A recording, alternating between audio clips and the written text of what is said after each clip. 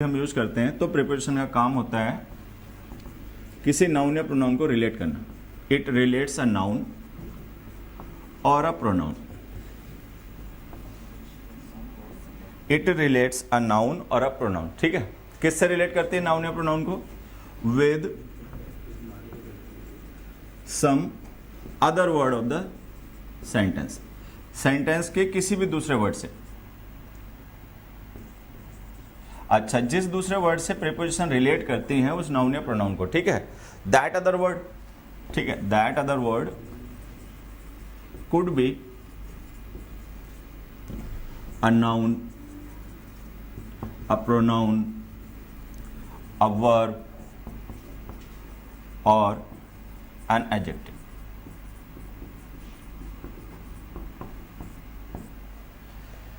तो प्रीपोजिशंस का काम होता है किसी नाउन या प्रोनाउन को, जो कि उस प्रीपोजिशन का ऑब्जेक्ट कहा जाता है, को सेंटेंस के किसी दूसरे वर्ड से रिलेट करना। वो दूसरा वर्ड जिससे प्रीपोजिशन उस नाउन या प्रोनाउन को रिलेट करती है, वो दूसरा वर्ड कोई नाउन या प्रोनाउन भी हो सकता है, कोई वर्ब भी हो सकती है, या कोई एडजेक्टिव भी हो सकता है। ठीक है, हालांकि जब हम यहाँ पे नाउन या प्रोनाउन कहते हैं या एडजेक्टिव कहते हैं, तो हमें यहाँ पे एक ऑप्शन ओपन करके चलना चाहिए कि नाउन का मतलब होता है noun equivalent. Noun equivalent. Noun equivalent का मतलब कोई भी ऐसा वर्ड जो नाउन का इक्विवेलेंट हो। ठीक है, जो इक्वल टू नाउन हो, मतलब वो वही फंक्शन करता हो जो नाउन के होते हैं या नाउन को रिप्रेजेंट कर रहा हो। ठीक है, अब देखिए, हर एक वर्ड को हम प्रोनाउन नहीं कह सकते। कुछ वर्ड्स ऐसे होते हैं जिनको केवल नाउन इक्विवेलेंट ही कहना पड़ता है, जो नाउन होते हैं ना प्रोनाउन होते हैं, लेकिन फंक्शन नाउन के तरीके से करते हैं, तो उनके साथ भी हम कई बार प्रीपोजिशन यूज कर लेते हैं। ये सभी हम अभी एग्जाम्पल से क्लियर कर लेंगे। तो अगर ये जो हमने डेफिनेशन समझी है कि भाई प्रीपोजिशन का काम होता है किसी नाउन या प्रोनाउन को सेंटेंस के दूसरे वर्ड से रिलेट करना, जिस नाउन या प्रोनाउन को प्रीपोजिशंस रिलेट करती हैं वो नाउन या प्रोनाउन उस प्रीपोजिशन का ऑब्जेक्ट कहा जाता है। अच्छा, जिस दूसरे वर्ड से प्रीपोजिशन रिलेट करती है नाउन या प्रोनाउन को, वो दूसरा वर्ड कोई नाउन या प्रोनाउन हो सकता है, कोई दूसरा नाउन या प्रोनाउन हो सकता है, कोई वर्ब हो सकती है, कोई एडजेक्टिव हो सकता है, या कोई नाउन इक्विवेलेंट हो सकता है। नाउन इक्विवेलेंट पे थोड़ा सा ध्यान रखना, ठीक है, क्योंकि वो कंफ्यूजिंग पार्ट होता है वहां पे। अभी इनको सबको मैं क्लियर कर देता हूं विद एग्जांपल्स। सबसे पहले क्वेश्चन देखें, हमने एक सेंटेंस लिखा है यहां पर, वी laid the books या we laid the bag on the table. We laid the bag on the table. Okay. Second sentence, they overlooked the bag on the table. एक थर्ड लिखा, दे found the bag lying on the table. इस तरीके से। ठीक है, अब अगर हम देखें तो इन सारे सेंटेंसेस में हमने क्या कर रखा है कि एक ऑन प्रीपोजिशन का यूज किया, यहां भी, यहां भी और यहां भी। हमें एक बात ध्यान रखनी है कि जब भी हम कोई प्रीपोजिशन यूज करते हैं, ठीक है, तो हमेशा हमें उसके बाद कोई नाउन या प्रोनाउन लिखना पड़ता है। ठीक है, ऐसा हो सकता है कि हम वर्ब के बाद में नाउन या प्रोनाउन ना लिखें, लेकिन प्रीपोजिशंस के साथ हमेशा लिखने पड़ते हैं। ठीक है, होता क्या है कि जिस भी नाउन या प्रोनाउन को हम प्रीपोजिशन के बाद में लिखते हैं, वो नाउन या प्रोनाउन उस प्रीपोजिशन का ऑब्जेक्ट कहा जाता है। वर्ब्स इंट्रांसिटिव होती हैं, तो ऐसा हो सकता है कि हम कोई इंट्रांसिटिव वर्ब यूज करें और उसके साथ में नाउन या प्रोनाउन ना लिखें। ठीक है, बहुत से इंट्रांसिटिव वर्ब होती हैं, जैसे कि हमने लिखा दे वेंट। अब ये जो हमने वर्ब लिखी है वेंट, इस वर्ब के बाद में हमें कोई ऑब्जेक्ट लिखने की जरूरत नहीं, क्योंकि इंट्रांसिटिव वर्ब होती है, सिंपली फुल स्टॉप यूज कर दो, ये सेंटेंस सही हो गया। They went, no object is required here, we don't have to use any object here. ठीक है, लेकिन मान लो मैं इस सेंटेंस को अगर ऐसे लिख दूं, टू, दे वेंट टू। ठीक है, नाउ इट गोज रॉन्ग। अगर अब छोड़ दिया अधूरा तो ये गलत है। या मैं लिख दूं दे वेंट विद,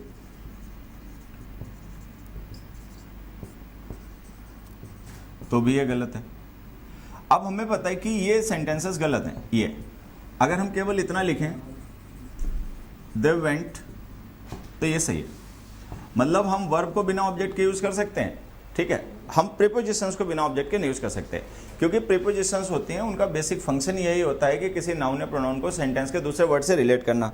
अगर मान लो वो नाउन या प्रोनाउन ही ना हो, ठीक है, तो हम उसे कैसे यूज कर पाएंगे? तो सबसे पहली बात जो हमें छोटी छोटी बातें, मैं इनको बार बार याद दिलाता रहूंगा और उसको अपना ध्यान रखना है, ठीक है।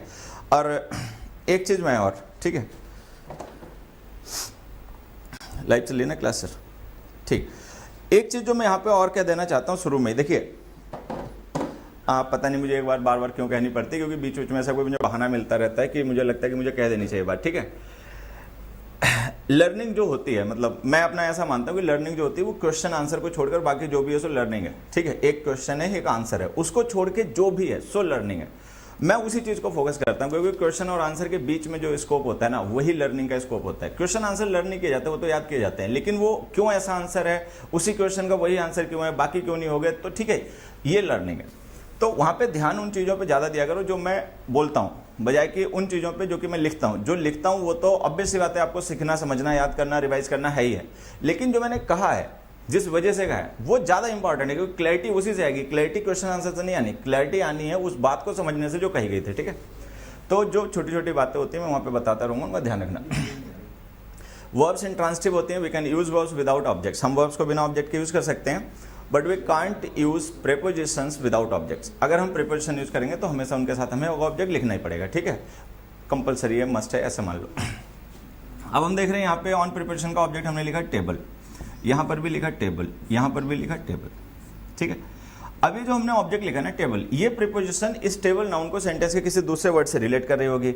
अच्छा, बेहतर तरीके से प्रीपोजिशंस को सीखने के लिए, बेहतर तरीके से इनके रिलेशंस को समझने के लिए हमें यह भी पता होना चाहिए कि सेंटेंस में इस प्रीपोजिशन को हम इसके ऑब्जेक्ट को किस वर्ड से रिलेट करने के लिए यूज कर रहे हैं। जैसे हमने ऑन का टेबल लिखा है, तो हम ऑन प्रीपोजिशन के थ्रू टेबल को किस दूसरे वर्ड से रिलेट करना चाह रहे हैं, ठीक है, प्रीपोजिशन। तो अगर हम ध्यान से देखें तो we let the bag, where did we let the bag, कहाँ रख दिया हमने बैग को, हम ये बता रहे हैं। तो टेबल के थ्रू हम पोजीशन बताना चाहते हैं बैग के रखने की। तो जो लेट वर्ब है, हम ऑन प्रीपोजिशन की मदद से इसको रिलेट कर रहे हैं, ठीक है। अब आ जाते हैं यहाँ पे, दे ओवरलुक द बैग। अब हमें ये समझना है क्या वो जो टेबल है, क्या हम उसको रिलेट कर रहे हैं ओवरलुक से, कि उन्होंने कहाँ पे ओवरलुक किया या उन्होंने क्या ओवरलुक किया।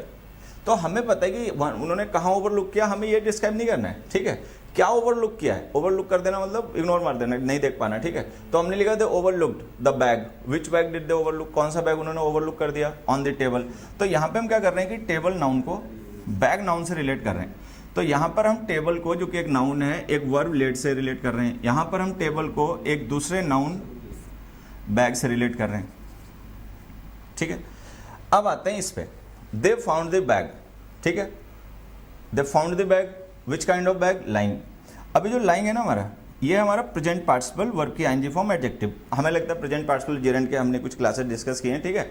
बेसिक इतना तो कम से कम उन क्लासेस में डिस्कस ही किया था, जिससे ये बात समझी जा सके कि लाइंग जो है वो एडजेक्टिव है जो बैग को डिस्क्राइब कर रहे हैं। तो हमने लिखा दे found the bag lying.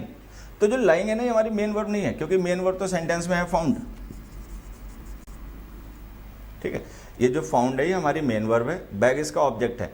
Lying जो है ना हमारा, ये एडजेक्टिव है, वर्ब की आईएनजी फॉर्म प्रेजेंट पार्टिसिपल। तो हमने कहा था found the bag, which bag, lying, ठीक है। एक तो उसके बाद हमने लिखा दे फाउंड द बैग लाइंग। अब वो जो ऑन प्रीपोजिशन हमने लिखी है, उसके बाद जो हमने टेबल नाउन लिखा है, हमें ये देखना है कि उस टेबल नाउन को हम ऑन प्रीपोजिशन की मदद से किस वर्ड से रिलेट कर रहे हैं, ठीक है। तो जैसे हमने लिखा था found the bag lying, where lying. तो ये जो ऑन हमने प्रीपोजिशन लिखी है, इसके थ्रू हम इस टेबल नाउन को इस लाइंग वर्ड से रिलेट कर रहे हैं। अच्छा, लाइंग क्या है? लाइंग है तो एडजेक्टिव। लाइंग जो है वो बेसिकली एक वर्ब है जिसको हम एज एन एडजेक्टिव यूज कर रहे हैं। अब ये यहाँ पे एडजेक्टिव को डिस्क्राइब कर रहे हैं, ये यहाँ पे नाउन को कर रहा है, ये यहाँ पे वर्ब को कर रहा है। होता क्या है कि जब भी हम कोई प्रीपोजिशन यूज करते हैं, तो हमने कहा कि उसके बाद हमेशा हमें ऑब्जेक्ट लिखना ही पड़ता है। तो ये जो प्रीपोजिशन प्लस ऑब्जेक्ट एक फ्रेज तैयार हो गई ना, ये फ्रेज हमारी या तो एडजेक्टिव होती है सेंटेंस में, या एडवर्ब होती है। ये एक छोटी सी बात है जो हमें समझनी है, सारी बातें ध्यान रखनी पड़ेंगी, क्योंकि आगे जो हम क्वेश्चन डिस्कस करेंगे टेक्निकल, फिर नहीं तो बाउंस मारेंगे ऊपर से, ठीक है। तो ये सब हमें समझते हुए वहाँ पे चलना है कि जब भी हम कोई प्रीपोजिशन यूज करते हैं और उस प्रीपोजिशन के बाद में कोई नाउन या प्रोनाउन लिखते हैं उसका ऑब्जेक्ट बना के, तो वो जो फ्रेज बनती है प्रीपोजिशन प्लस ऑब्जेक्ट, वो फ्रेज या तो एडजेक्टिव होती है या एडवर्ब होती है, ठीक है। अगर हम इन फ्रेजेस को देखें इन सेंटेंसेस में जो हमने यूज किए, तो ये क्या होंगी? जैसे हमने लिखा on the table, on the table, on the table, ठीक है। तो हमें अगर ये पता करना हो कि ये जो ऑन द टेबल फ्रेजेस हमने लिखी हैं एक्चुअल में हैं क्या, ठीक है, ये एडजेक्टिव हैं या एडवर्ब है, क्योंकि एडजेक्टिव एडवर्ब भी होंगी और तो कुछ हो नहीं सकती। तो यहाँ पे ध्यान से देखना, we laid the bag, where did we laid the bag, कहाँ रख दिया हमने बैग को, तो ये वेयर का रिप्लाई है, तो वेयर का रिप्लाई है तो एडवर्ब प्लेस हो गया। तो ये जो सबसे पहली फ्रेज है ना ऑन द टेबल, ये ऑन द टेबल फ्रेज जो है वो एडवर्ब है, उसके थ्रू हम क्या कर रहे हैं, इस वर्ब को डिस्क्राइब कर रहे हैं, प्लेस इसका डिस्क्राइब कर रहे हैं, वेयर का रिप्लाई, वेयर के रिप्लाई जो होते हैं एडवर्ब प्लेस होते हैं, ठीक है। तो वो जो ऑन द टेबल है वो इस लेड को डिस्क्राइब कर रहे हैं। अच्छा, फिर इस पे आ जाते हैं, they overlook the bag, which bag did they overlook, कौन सा बैग उन्होंने ओवरलुक कर दिया, तो विच का रिप्लाई आ गया ऑन द टेबल, जो टेबल के ऊपर था, ठीक है। तो जो ऑन द टेबल यहाँ पर हमने लिखा है ना, ये डिस्क्रिप्शन है बैग का, बैग नाउन है तो नाउन का डिस्क्रिप्शन है तो हो गया हमारा एडजेक्टिव, ठीक है। वैसे भी देखें तो ऑन द टेबल जो है ना वो विच का रिप्लाई है, विच बैग, ठीक। अब आ जाते हैं इस पे, दे फाउंड द बैग, ठीक है, विच बैग लाइन, वेयर लाइन। अब ऑन द टेबल एक तो वेयर का रिप्लाई है, तो इसलिए हम इसको एडवर्ब फ्रेज मानना पड़ेगा क्योंकि वो वेयर को रिप्लाई कर रहा है। अच्छा, दूसरी एक वजह और भी है, जिसको ये डिस्क्राइब कर रहा है वो एडजेक्टिव है, ठीक है। अब ये जो लाइन लिखा है ना ये एडजेक्टिव है, एडजेक्टिव को एडवर्ब डिस्क्राइब करते हैं एक। दूसरी बात क्या होती है कि ये जो एडजेक्टिव है वो एक्चुअल में एक नॉन फाइनाइट वर्ब है, और जो नॉन फाइनाइट वर्ब्स होती है वो सेमी वर्ब्स होती हैं। क्योंकि वो सेमी वर्ब्स होती हैं, उनमें वर्ब के भी एट्रीब्यूट होते हैं, तो हम ये मान सकते हैं कि ऑन द टेबल फ्रेज जो है वो इस लाइन वर्ब को डिस्क्राइब कर रही है, जो भले मेन वर्ब ना हो, नॉन फाइनाइट वर्ब हो, लेकिन एक्चुअल में वर्ब है, तो फिर ये लो, ये भी एडवर्ब हो गई। तो यहाँ पे सबसे पहले हमें ये समझना है कि जब भी हम कोई प्रीपोजिशन यूज करते हैं तो उस प्रीपोजिशन का काम होता है अपने बाद लिखे गए नाउन या प्रोनाउन को सेंटेंस के किसी दूसरे वर्ड से रिलेट करना। वो दूसरा वर्ड जिससे प्रीपोजिशन उस नाउन या प्रोनाउन को रिलेट करेगी, कोई दूसरा नाउन या प्रोनाउन भी हो सकता है, कोई वर्ब भी हो सकता है, कोई एडजेक्टिव भी हो सकता है, ठीक है, ये याद रखना है। उसके बाद हमें ये याद रखना है कि जब भी हम कोई प्रीपोजिशन लिखते हैं तो उसके बाद हमेशा हमें ऑब्जेक्ट लिखना ही पड़ता है, और वो जो हम प्रीपोजिशन प्लस ऑब्जेक्ट लिखते हैं वो एक्चुअल में एक एडजेक्टिव या एडवर्ब फ्रेज होती है। अब वो एडजेक्टिव है या एडवर्ब है, ये सेंटेंस पढ़ने के बाद, कॉन्टेक्स्ट समझने के बाद, सिचुएशन समझने के बाद ही पता चलता है, ठीक। ये जो बातें आपने यहाँ पे समझी हैं, ठीक है। एक छोटी सी बात मैं यहाँ और समझा देता हूँ, फिर उसके बाद मैं क्वेश्चंस डिस्कस करना चाहूँगा। जितना हमने समझ लिया इस पे बेस्ड क्या क्वेश्चंस हम सीख सकते हैं। ये जो नाउन इक्विवेलेंट वर्ड लिखा है ना, इसको समझना। अब देखो टेबल जो है ना वो वर्ड नाउन है, ठीक है। हो सकता है कई बार हम किसी ऐसे वर्ड को रिलेट कर दें प्रीपोजिशन की मदद से जो खुद तो नाउन ना हो लेकिन नाउन का इक्विवेलेंट हो, जैसे कि दे हैव escaped from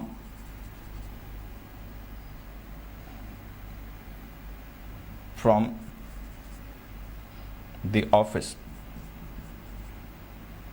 ऐसे हमने लिख दिया, they have escaped from the office। तो हमें पता है जो फ्रॉम प्रीपोजिशन है ना, इस प्रीपोजिशन के साथ में हमने जो ऑब्जेक्ट बना के वर्ड लिखा, ऑफिस वो एक नाउन है, नेम ऑफ प्लेस है, ठीक है, नाउन है।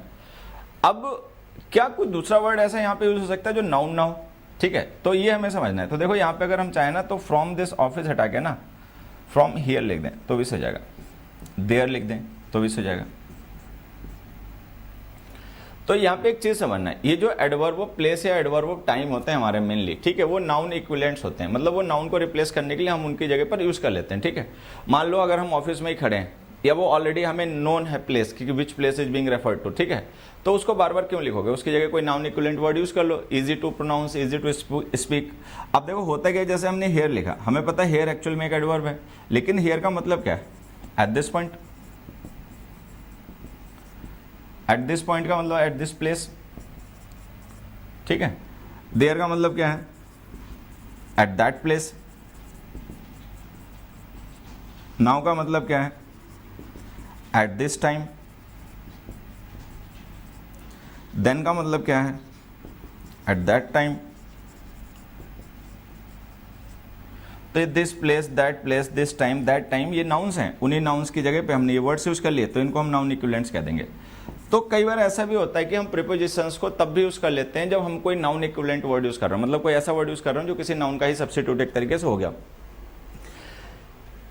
मुझे लगता है कि हम डेफिनेशन से रिलेटेड जितनी बातें हमें समझनी चाहिए थी प्रीपोजिशन की, वो हमने डिस्कस कर ली, ठीक है, कि प्रीपोजिशंस का काम क्या होता है सेंटेंस में, उनके बाद किन वर्ड्स को लिखा जाता है, नाउन प्रोनाउन को लिखा जाता है, जिन नाउन प्रोनाउंस को हम लिखते हैं उनका क्या काम होता है, उनका काम होता है सेंटेंस के किसी दूसरे वर्ड से रिलेट करना, मतलब ये सारी बातें हमने यहाँ पे डिस्कस की, ठीक है।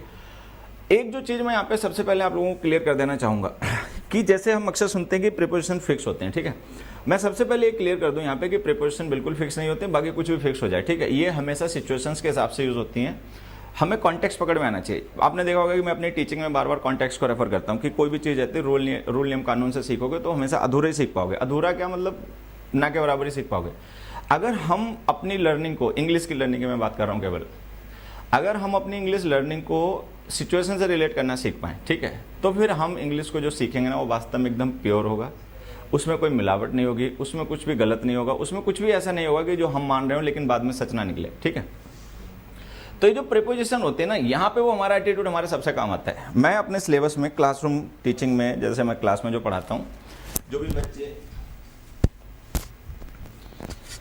भी बच्चे हमारे इस समय मान लो लाइव हैं या जो यूट्यूब पर हैं, वो ये जानते हैं कि मैं प्रिपरेशन हमेशा लास्ट में पढ़ाता हूँ, ठीक है। लास्ट में प्रिपरेशन पढ़ाने की वजह, देखो बच्चा तो सबसे पहले पढ़ना चाहता है, कोई भी स्टूडेंट होता है जो कहीं कंपटीशन की तैयारी करने के लिए जाता है तो वो सबसे पहले प्रिपरेशन पढ़ना चाहता है, क्योंकि उसको पता होता है कि सबसे इंपॉर्टेंट है। अच्छा, दूसरी बात ये होती है कि उसको पता होता है कि इसमें उसके पास कुछ भी नहीं है सिवाय याद करने के, ठीक है, समझने वाली कोई बात नहीं है। मैं हमेशा लास्ट में पढ़ाता हूँ, बच्चा पहले पढ़ना चाहता है। वजह पता क्या होती है? वजह ये होती है कि अगर प्रिपरेशन आप किसी को सिखाना चाहते हो तो उसका पहले एटीट्यूड चेंज करना पड़ेगा। अगर उसका लर्निंग एटीट्यूड नहीं चेंज कर पाओगे तो फिर सिखा भी नहीं पाओगे, ठीक है। वो जो शुरू में 3-4 महीने होते हैं ना, वो एटीट्यूड चेंज करने में लग जाते हैं, ठीक है। हालांकि मैं बहुत हद तक बच्चों को इंग्लिश देखने का या समझने का नजरिया बदल पाता हूँ, क्योंकि एक्चुअल में वही ट्रू लर्निंग है। अगर मैं किसी को नजरिया दे पाया तो वो अपने आप ही सीख जाएगा।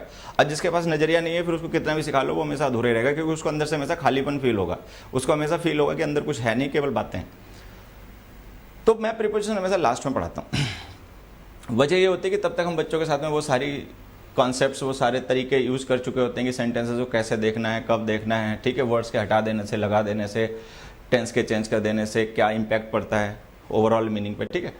तो यहाँ पे हमें ये चीज़ सबसे पहले समझनी कि प्रीपोजिशंस जो होती हैं वो रियली कॉन्टेक्स्ट के अकॉर्डिंग यूज होती हैं, और यही वजह होती है कि मैं अपने सिलेबस में प्रीपोजिशन हमेशा लास्ट में पढ़ाता हूँ। अब कॉन्टेक्स्ट का मतलब मैं क्या कहना चाह रहा हूँ, देखो इसको कैसे समझना। जैसे मैंने एक सेंटेंस लिखा, यहाँ पे मैंने एक लिखा, the man walked dash the park. The man walked dash the park, ठीक है। अब देखो ज्यादातर बच्चे मुझे लगता है बात जानते होंगे, जो नहीं जानते होंगे उनको वो अपना आगे याद रखना कि वॉक इंट्रांसिटिव वर्ब होती है, वॉक होती है वो इंट्रांसिटिव वर्ब होती है। तो अब चूंकि ये इंट्रांसिटिव वर्ब है और हमें पता है कि सेंटेंस में लिखे गए नाउन या प्रोनाउन जो होते हैं वो या तो सब्जेक्ट होते हैं या ऑब्जेक्ट होते हैं। अब यहाँ पे हम देख रहे हैं 2 नाउन है, एक मैन है, एक पार्क है। मैन सब्जेक्ट हो गया सेंटेंस का, ठीक है।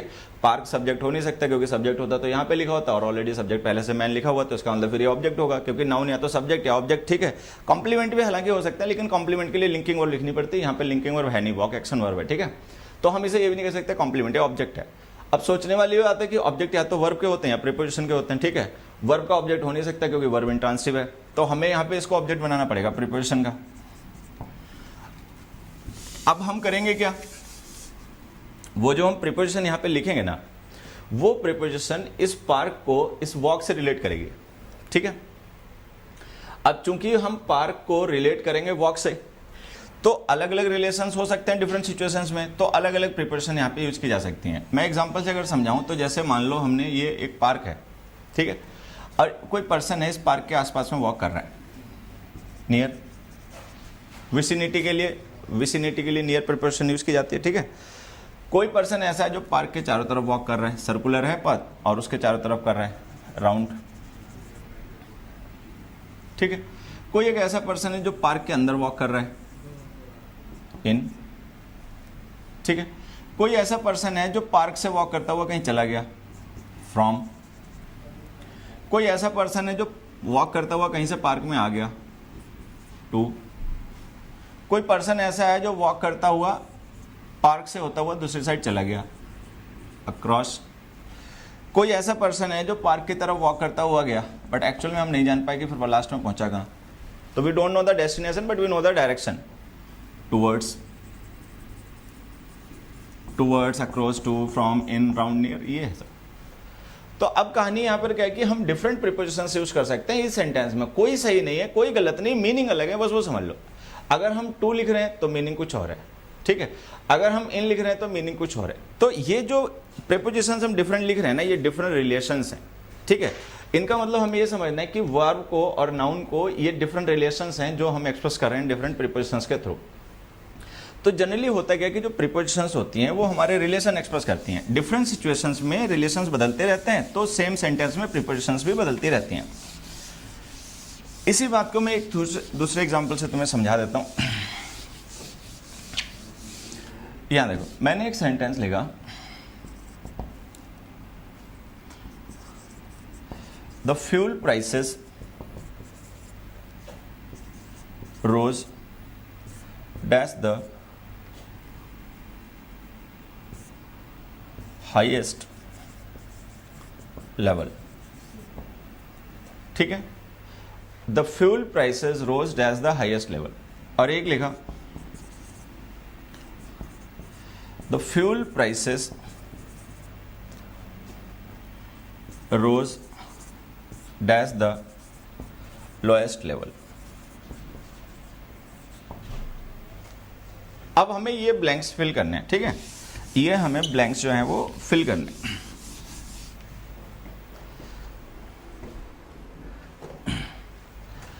तो देखो, ये हमें पता है कि यहां पे प्रीपोजिशंस जो हैं लोएस्ट लिखना है इसे।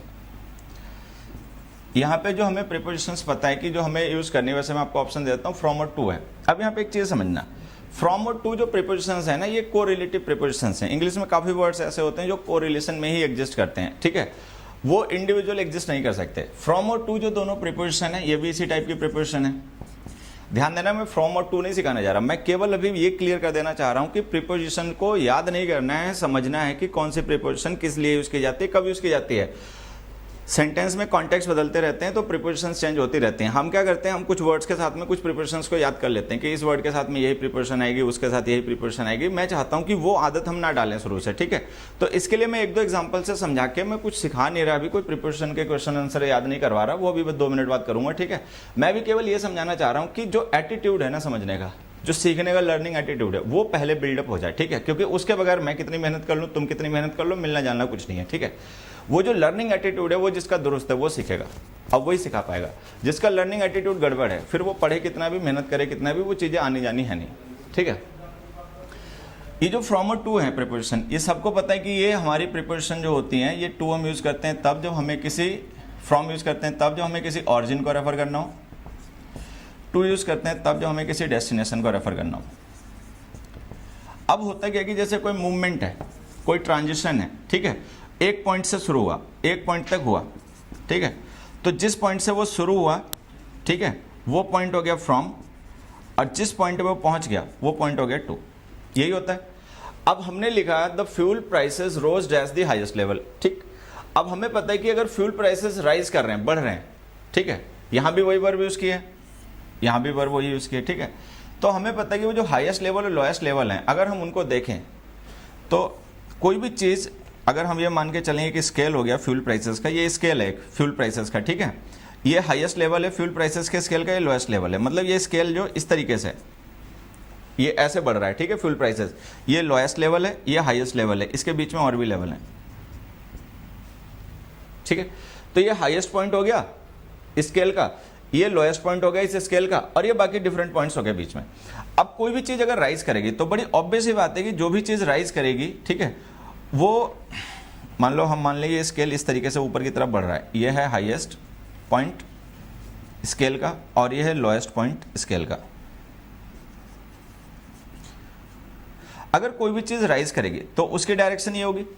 भाई कोई भी चीज अगर राइज करेगी तो उसकी डायरेक्शन ये होगी। ठीक है, अब देखो यहां पे जो हमें प्रीपोजिशन यूज करनी है, उस प्रीपोजिशन के थ्रू हम इस हाईएस्ट लेवल नाउन को और इस लोएस्ट लेवल नाउन को इससे रिलेट करेंगे। ठीक है, जो भी हम यहाँ पे प्रीपोजिशन लिखेंगे वो प्रीपोजिशन क्या करेगी, इस हाईएस्ट लेवल नाउन को इस रोज वर्ब से रिलेट करेगी। यहाँ पे जो हम लिखेंगे जो भी प्रीपोजिशन, वो इस लोएस्ट लेवल को इस रोज लेवल से रिलेट करेगी, रोज वर्ब से रिलेट करेगी। तो हमें यहाँ पे एक ही वर्ब है और उससे दो अलग अलग नाउन्स को रिलेट करना है। अब हमें पता है कि जो हाईएस्ट लेवल है, अगर कोई भी चीज राइज करेगी तो जो हाईएस्ट लेवल है वो उसका डेस्टिनेशन होगा, वो उसका पॉइंट नहीं हो, वो मतलब ऑरिजिन नहीं हो सकता, क्योंकि अगर ऑरिजिन मान लोगे तो इसका मतलब फिर वो कम हो रही है। अगर वो राइज कर रही है तो हाईएस्ट लेवल उसका हमेशा डेस्टिनेशन होगा। ठीक है, तो डेस्टिनेशन होगा तो उसके लिए हमने क्या लिख दिया, टू। ठीक है, अब अगर मान लो हमने कहा द लोएस्ट लेवल। अब हमें पता राइज करने की सिचुएशन में लोएस्ट लेवल जो है वो डेस्टिनेशन नहीं हो सकता, वो केवल ऑरिजिन हो सकता है, क्योंकि कोई भी चीज़ अगर राइज करेगी तो ऊपर की तरफ जाएगी। तो जो लोएस्ट लेवल है वो डेस्टिनेशन तो होने से रहा, वो केवल ऑरिजिन हो सकता है। तो क्योंकि वो ऑरिजिन हो सकता है तो हमने उसके बाद में लिख दिया फ्रॉम। अब यहाँ पे बच्चे क्या करते हैं, या बुक्स में हम क्या करते हैं, हम बच्चों को इस तरीके से कुछ क्वेश्चन याद करवा देते हैं कि लोएस्ट लेवल लिखा होगा तो फ्रॉम आएगा, ठीक है, हाईएस्ट लेवल लिखा होगा तो टू आएगा। अब ये बात इतनी आसान है नहीं, ठीक है, हम कह दें, हम कहना आसान है, हम कह दें और तुम सुन लो, बहुत आसान बात है, ठीक है। लेकिन अगर सेंटेंस थोड़ा सा बदल गया और उसमें कुछ सिचुएशन बदल गई तो ये तुम्हारी प्रिपरेशंस गलत होने लग जाएंगी। जैसे कि ये जैसे हमने रोज लिखा और ये रोज लिखा, ठीक है। मैं काम करता हूँ, यहाँ पे वर्ब चेंज कर देता हूँ, ड्रॉप डे लिख देता हूँ,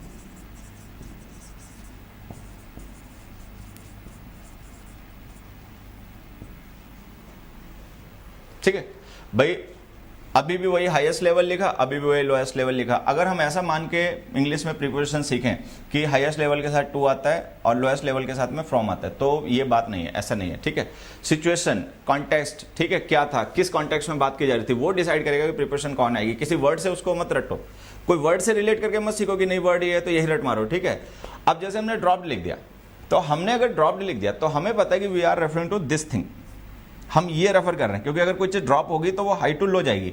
अगर हाई टू लो जाएगी तो वो जो लोएस्ट लेवल है ना, अब ये पॉइंट हो गया, मतलब पॉइंट का मतलब बता रहा हूँ डेस्टिनेशन हो गया, ठीक है, क्योंकि कोई चीज ड्रॉप करेगी तो जो लोएस्ट लेवल होगा उसका डेस्टिनेशन होगा।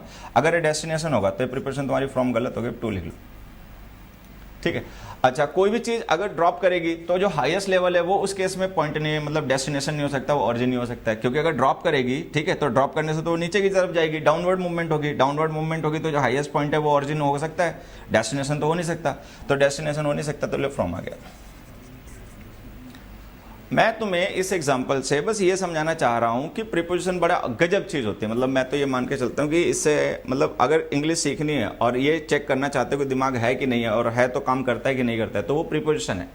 हालांकि एक टेंस भी है, ठीक है। ये दो चैप्टर हैं जो कि मतलब हमें, मतलब ये एक मौका देते हैं कि हम टेस्ट कर पाएँ कि वास्तव में हम सीखने समझने वाले आदमी है कि याद करने वाले आदमी है, ठीक है।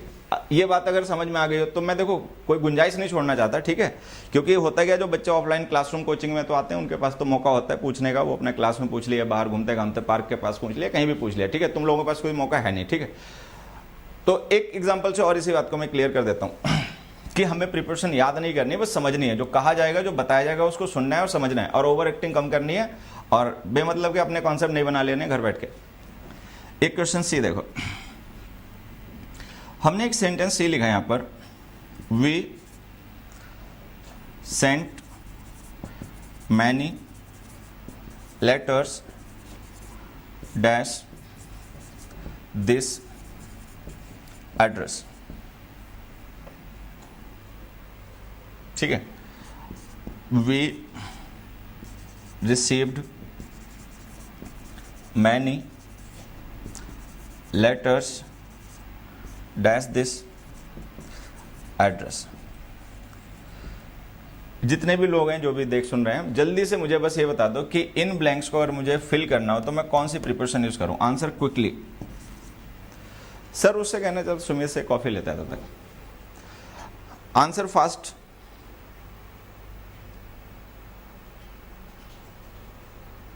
नेट चला गया मेरा।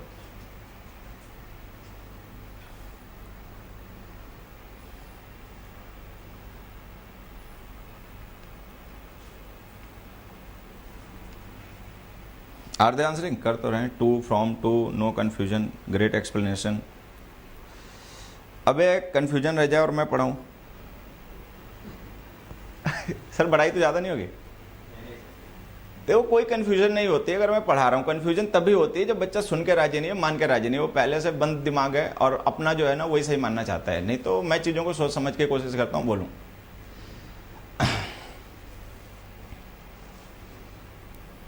Are they answering sir? To from है तो ये बद्ध कर, टू फ्रॉम। एक ने फ्रो लिख दिया। बेटा तू एक बार मुखर्जी नगर आ जा, तेरे को मैं बताता हूँ। एक ने टी लिख दिया, टी आई।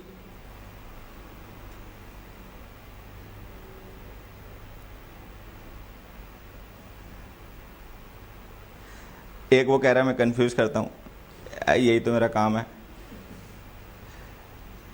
कंफ्यूज पता है बच्चे हमें क्यों लगता है हम कंफ्यूज हो गए? हमें इसलिए लगता है कंफ्यूज क्योंकि हम बहुत कम कंटेंट को डील कर रहे होते हैं और बहुत कम मतलब लिमिटेड में खेल रहे होते हैं, और हमें लगता है कि हम बड़े खुश हैं, मस्त हैं।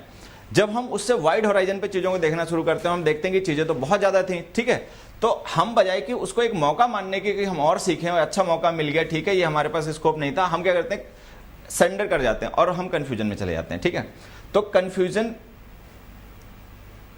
तुम में से सब ये बात जानते होंगे जो मैं बता रहा हूँ। देखो, जैसे कोई बच्चा है, हम उसको अगर रूल से कोई चीज़ें पढ़ाएं, ठीक है, रूल से पढ़ाएं, तो वो कहेगा बहुत अच्छा समझ में आया, बहुत अच्छा समझ में आया।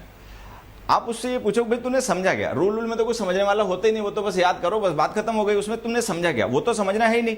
अच्छा, जब समझाना शुरू करूंगा तब तेरे ऊपर से बाउंस मारेगा, फिर तू कहेगा अरे समझ में नहीं आया। अरे लल्लू, जब समझाया जा रहा था तुम समझ नहीं रहे हो, जब समझाया नहीं रहा था तुम्हें समझ में आ गया। तो हम जो वर्ड्स यूज करते हैं वो गलत है। हम अपनी इग्नोरेंस को मानते हैं कि हम दुरुस्त हैं। कन्फ्यूजन पता है किसको होता है? कन्फ्यूजन उसको होता है जो सीखता है, समझता है बच्चे, ठीक है। जो सीखता समझता नहीं है, मान लेता है चीज़ों को, उसको कोई कन्फ्यूजन ही नहीं है, वो तो मौज में है, ठीक है। तो अगर हम किसी को रूल बताएं और हम कहें समझ में आया, तो वो कहेगा बहुत अच्छा समझ में आ गया। अगर हम उसको एक्सप्लेन करने लग जाएं, अब समझ में आया, तो वो सर खुजलाने लग जाएगा, ये क्या कर दिया, ठीक है। तो अब ये इस तरीके का सीखना है, तब तो गलत टीचर के पास आ गया। तो समझो इसमें कन्फ्यूजन कुछ नहीं है, ये क्लैरिटी का रास्ता है, ठीक है। हम कम चीज़ों को जानते हैं, इग्नोरेंट होते हैं, ठीक है, और जितने को मानते हैं उतने को पूरी दुनिया माने बैठे होते हैं, ठीक है। एक छोटी सी कहानी सुना दूं सर लोगों को? चलो 1 मिनट एक काम करना, मैं एक छोटी सी कहानी तुम लोगों को सुना देता हूँ। हालांकि ये कहानी मैं अपनी ऑफलाइन क्लासेस में सुनाता रहता हूँ। होता पता है कि लर्नर का एटीट्यूड बहुत बड़ी चीज़ होती है। जिसका सीखने का और सिखाने का एटीट्यूड नहीं है ना, फिर वो सीख नहीं पाते, मेहनत कितनी भी करें, ठीक है। तो ये जो मैं तुम्हारे साथ कहानियाँ वगैरह डिस्कस करता हूँ, ये चुटकुले क्लास में डिस्कस करता हूँ, हालांकि ये टाइम पास करने के लिए नहीं होते, उनमें भी एक मैसेज होता है, जो उसको समझना रहता है वो समझ लेता है, ठीक है। एक छोटी सी कहानी मैं तुम लोगों के साथ डिस्कस करना चाहता हूँ। एक बार क्या था, देयर वर 5 ब्लाइंड पीपल, 5 अंधे लोग थे, ठीक है। मुझे लग रहा है तुम लोग खाना वाना खाकर आए होगे। मैं तो हालांकि आज लेट उठा, नहीं खाना खा पाया, ऐसे ही आ गया। लेकिन तुम लोग अपना खाना खा के आओ, आराम से बैठो, अब चलेगा ये कहानी थोड़ी बहुत देर, 1.5-2 घंटे चलेगी, ठीक है। बैटरी चार्ज रखना दुरानी सर, ठीक है। तो एक बार क्या था कि 5 अंधे लोग थे, तो उनको किसी ने ना बता दिया हाथी के बारे में, कि हाथी होता है, बहुत बड़ा जानवर होता है, एलिफेंट, ठीक है, और ये बहुत ही बड़ा होता है, फलाना ढिमकाना, ठीक है। सो दे गॉट वेरी क्यूरियस। वो 5 अंधे लोग थे ना, वो बहुत क्यूरियस हो गए। उन्होंने कहा भाई ये क्या है, ठीक है, ऐसे कैसे, हम भी अब जानेंगे इसको, हाथी को। अब चूंकि देख तो सकते नहीं थे, ज़्यादा से ज़्यादा कैसे जान पाओगे किसी चीज़ को? अंधा आदमी है, कैसे जान पाएगा? अपने आप जब उसको फील कर ले, टच कर ले, तभी जान पाएगा।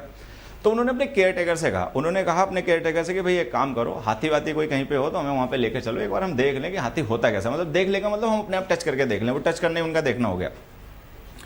केयर टेकर सीधा साधा आदमी रहा होगा, मैं होता तो डपट देता, ठीक है। केयर टेकर सीधा साधा आदमी रहा होगा, लेके चला गया। एक सीधा साधा हाथी था, जंजीरों से बंधा हुआ था, ठीक है।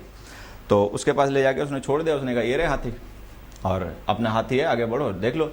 तो वो अंधे लोग थे, केयर टेकर अगर उन्होंने एक्सप्लेन करता, डिस्क्रिप्शन देता, तो वो जान भी नहीं पाते, ठीक है। तो वो लोग गए, उन्होंने क्या किया, एक गया उसने हाथी का, ठीक है, पैर पकड़ लिया, उसने कहा तो खंबे सा होता हाथी। एक ने पेट पकड़ लिया, उसने कहा तो ढोल सा होता हाथी। एक ने पूंछ पकड़ ली, उसने कहा तो पूंछ सा होता हाथी। पूंछ का मतलब झाड़ू सा कह दिया उसने, ठीक है, उसने कहा तो झाड़ू सा हाथ होता। एक ने कान पकड़ लिया, उसने कहा तो पंखे सा होता हाथी। एक ने सूंड पकड़ ली, उसने कहा तो सूंड सा होता हाथी। और बड़े खुश हो गए, घर वापस आ गए। अब ये लोग बड़े खुश हैं, ठीक है। ये इसलिए खुश हैं क्योंकि इनको लग रहा है कि इन्होंने हाथी आज जान लिया, ठीक है। वास्तव में हाथी वाथी कुछ नहीं जान पाए, ठीक है। उन्होंने केवल अपनी मनगढ़ंत चीजें बना ली, आधी अधूरी, इग्नोरेंट, दे आर इग्नोरेंट, ठीक है। इसमें गलत सही की बात नहीं है, लेकिन वे इग्नोरेंट है। मैं ये नहीं कह रहा कि गलत है, लेकिन ये इग्नोरेंट तो है, ये पूरी चीज समझते नहीं है और आधी चीज को पूरा माने बैठे।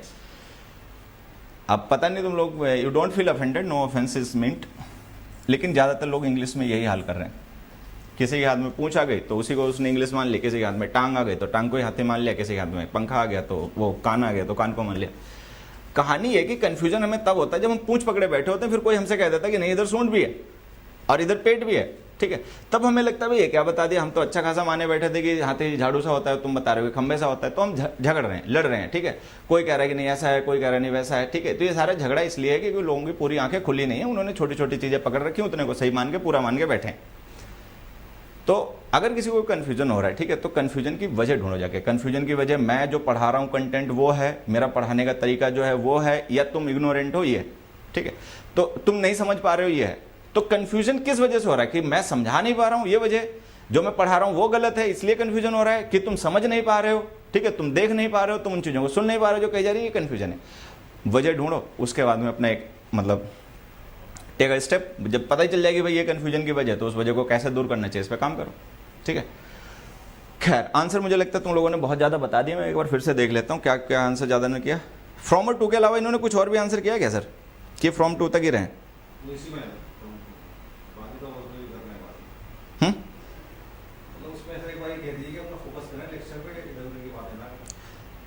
देखो ये जो ऑनलाइन क्लासेस वगैरह है ना, मैं वास्तव में मूर्खों को तो किसी हालत में पढ़ाना नहीं चाहता, ठीक है। तो मैं पहले चाहता हूँ या तो सही आदमी हो वो मेरे यहाँ है, और अगर नहीं सही हो, ठीक है, नहीं सही हो तो फिर यहाँ से दूर हटो यार, नहीं तो मैं ऑनलाइन क्लासेस कुछ नहीं लेकर आऊँगा, ठीक है। मैं काबिल लोगों को पढ़ाना चाहता हूँ, नहीं तो अच्छे लोगों को पढ़ाना चाहता हूँ, ठीक है।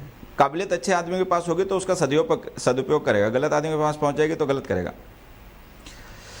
चलो खैर, तो देखो बात आगे बढ़ाते हैं।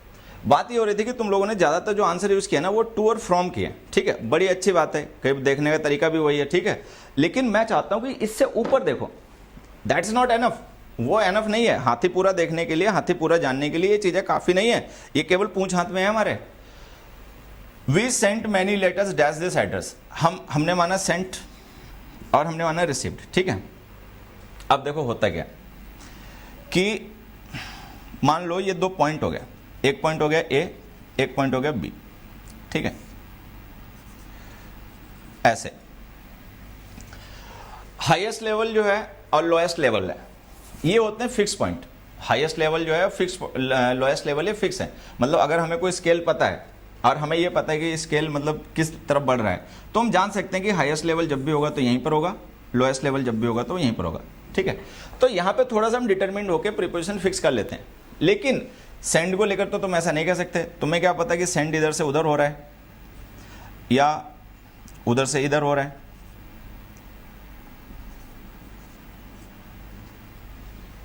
भाई तुम्हें क्या पता कि एक सेंड इधर से उधर किया जा रहा है कि उधर से इधर किया जा रहा है। इधर वाला मान लो उधर भेजेगा तो भी सेंड यूज करेगा, ठीक है, उधर वाला भेजेगा तो भी सेंड यूज करेगा, ठीक है।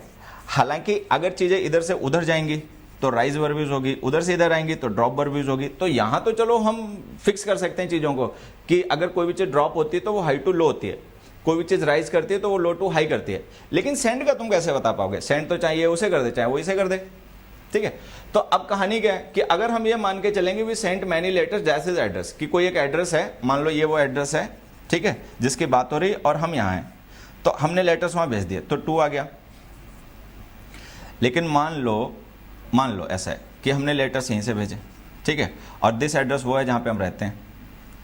अगर ये एड्रेस वो हो जहाँ पर हम रहते हैं, दिस एड्रेस का मतलब हमारा अपना रेजिडेंस, तब तो फिर 2 नहीं आएगा, तब तो फिर फ्रॉम आ जाएगा। क्यों दुरानी सर, आएगा कि नहीं?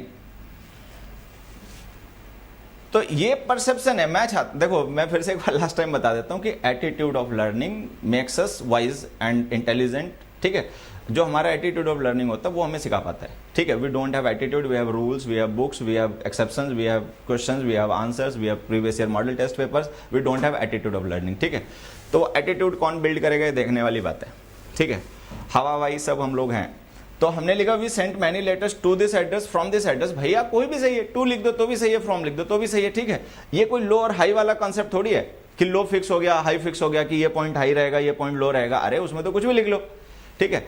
अब मान लो अगर हम जिस एड्रेस पे रह रहे हैं हम वहीं से कहीं लेटर भेज रहे हैं, ठीक है, तो फ्रॉम लिखो। अगर मान लो हम कोई एड्रेस है वहां पे लेटर भेज रहे हैं लेकिन वो हमारा अपना रेजिडेंस नहीं, वो दूसरा पॉइंट है, तो 2 लिखो। तो वहां पे कुछ भी आ सकता है, आवाज आता है इसको। एक बार आंसर फिर से तुम लोग करो तो डी ऑप्शन, अगर मुझे ब्लैंक फिल करना हो तो मैं कौन सी प्रिपरेशन यूज कर सकता हूं, सोच लेना खूब अच्छे से, फिर उसके बाद में जल्दी से क्विकली आंसर करो।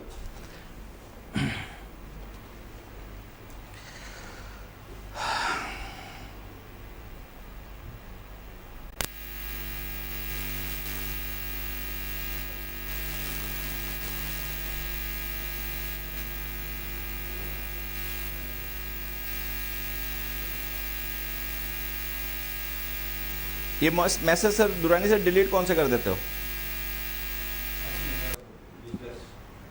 ये बौड़म आदमी ना सब जगह हैं। तुम बेटा ना सीख पाओगे ना सिखा पाओगे, धरती के बोझ हो।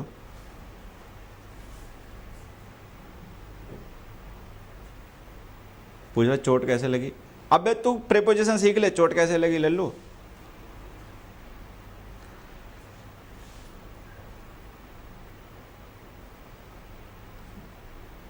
आईक्यू लेवल कैसे बढ़ाऊं, अभी रुक जा।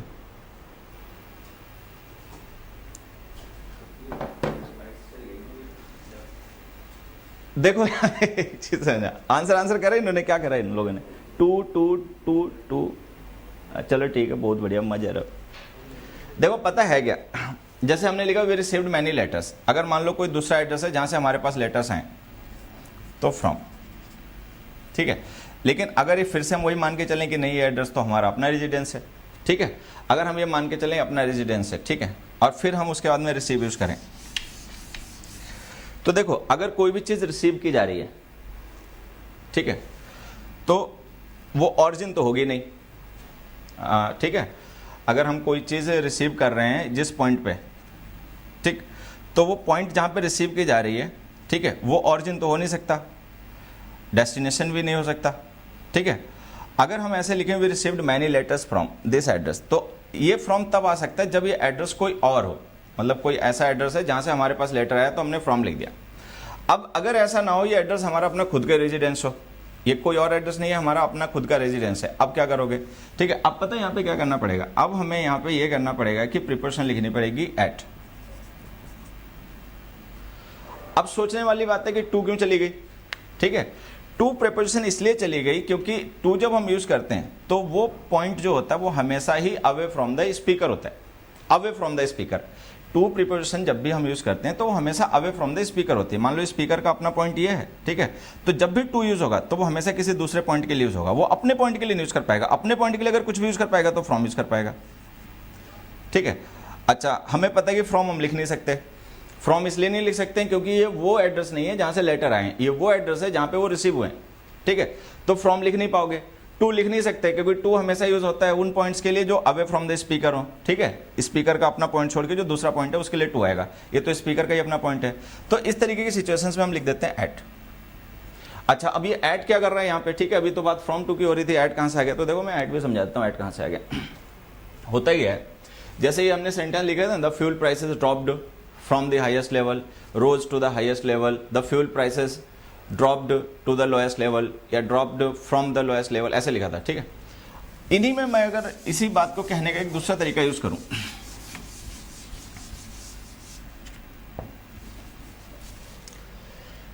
एक मैं यहां पे सेंटेंस ऐसे लिख दूं, ए बी सी डी क्या हो गया, E, we found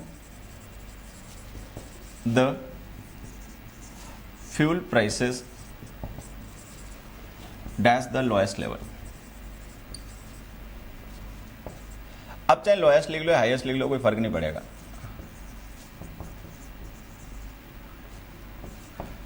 comment your answers first, comment your answers. We found the fuel prices dash the lowest level, we found the fuel prices dash the highest level.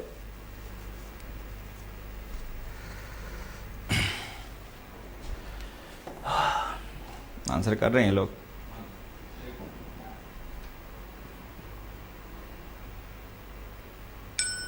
समझ में तो आ रहा है, कुछ ही हिले हुए हैं जिन्हें समझ में नहीं आ रहा वो नाटक कर रहे हैं।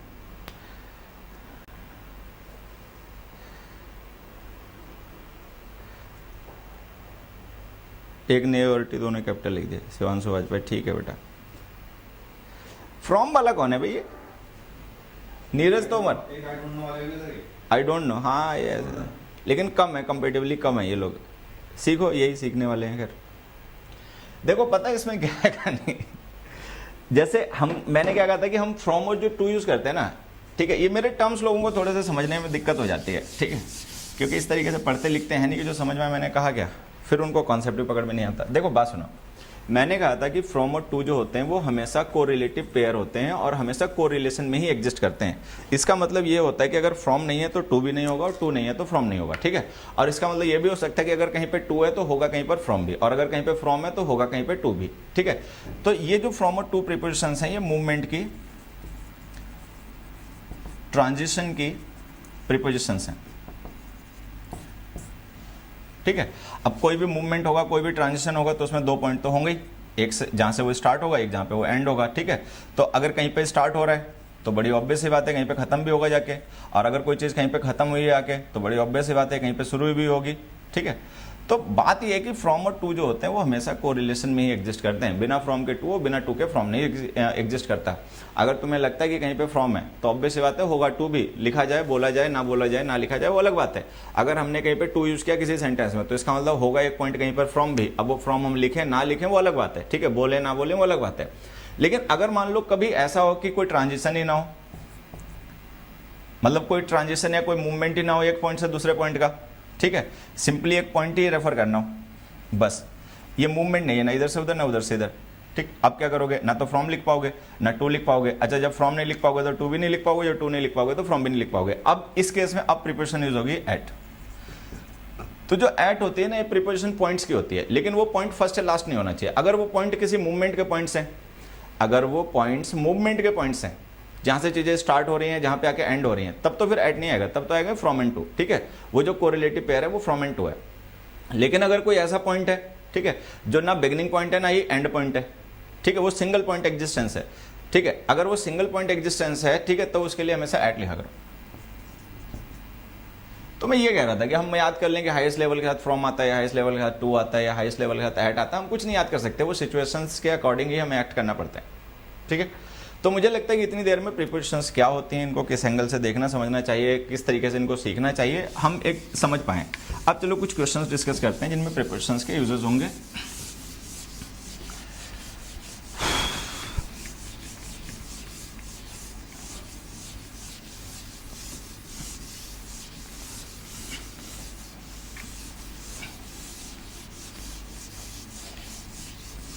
देखो मुझे लगता है कि जो हमने पिछला वाला एक वीडियो डाला था दैट क्लॉज व्हाट क्लॉज, ठीक है, वो तुम लोगों ने देखे सुना समझा होगा, ठीक है। तो दैट क्लॉज और व्हाट क्लॉज का भी एक यूज होता है, मतलब प्रीपोजिशंस का तो इंटरफेरेंस सब जगह होता है। मुझे नहीं लगता कोई ऐसा हमारा पार्ट्स ऑफ स्पीच या कोई ऐसा हमारा कॉन्सेप्ट होता है इंग्लिश में जिसमें प्रीपोजिशंस इंटरफेयर ना करती हूँ। प्रीपोजिशंस तो लगभग हर एक चीज़ से रिलेटेड होती हैं। तो अब ये जो मैं question one by one discuss करूंगा प्रीपोजिशंस के तुम लोगों के साथ में समझाते हुए, हालांकि हम लोग डिस्कस करेंगे उन्हें। तो उसमें सबसे पहले मैं वही कॉन्सेप्ट लेकर आता हूँ कि दैट और जो व्हाट क्लॉज हमने यूज़ की थी कि वो हमारी नाउन क्लॉज होती हैं, ठीक है। देखो हमने यहाँ पर एक सेंटेंस लिखा, मैं इंट्रोडक्शन कहीं और से देकर लाऊंगा इसलिए पहले वहाँ से आना। हमने लिखा they insisted to meet him, एक सेंटेंस ही है। दूसरा दे इंसिस्टेड एट द मैटर। मैं चाहता हूं कि तुम लोग जल्दी से पहले मुझे ये बता दो कि फर्स्ट और सेकंड सेंटेंस अगर सही ना हो, गलत हो, तो क्या करने से ये सही होंगे, ठीक है। फिर उसके बाद में मैं उस कॉन्सेप्ट को लेकर आता हूं जो हमें दैट और व्हाट क्लॉज से रिलेट करके समझना है। Answer fast.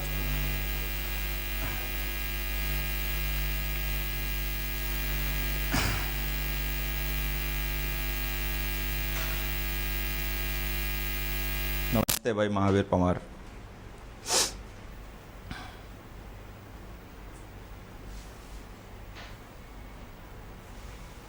आवाज सही नहीं जा रही सर? क्या सही जा रही?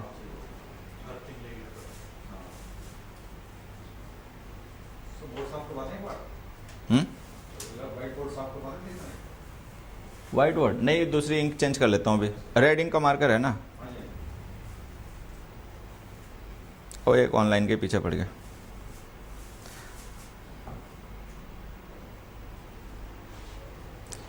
संजय सिंह कह रहे हैं insisted follow on preposition. Insisted follow on preposition या ऑन प्रीपोजिशन फॉलो इंसिस्ट? क्या यार तुम लोग अति कर रहे हो।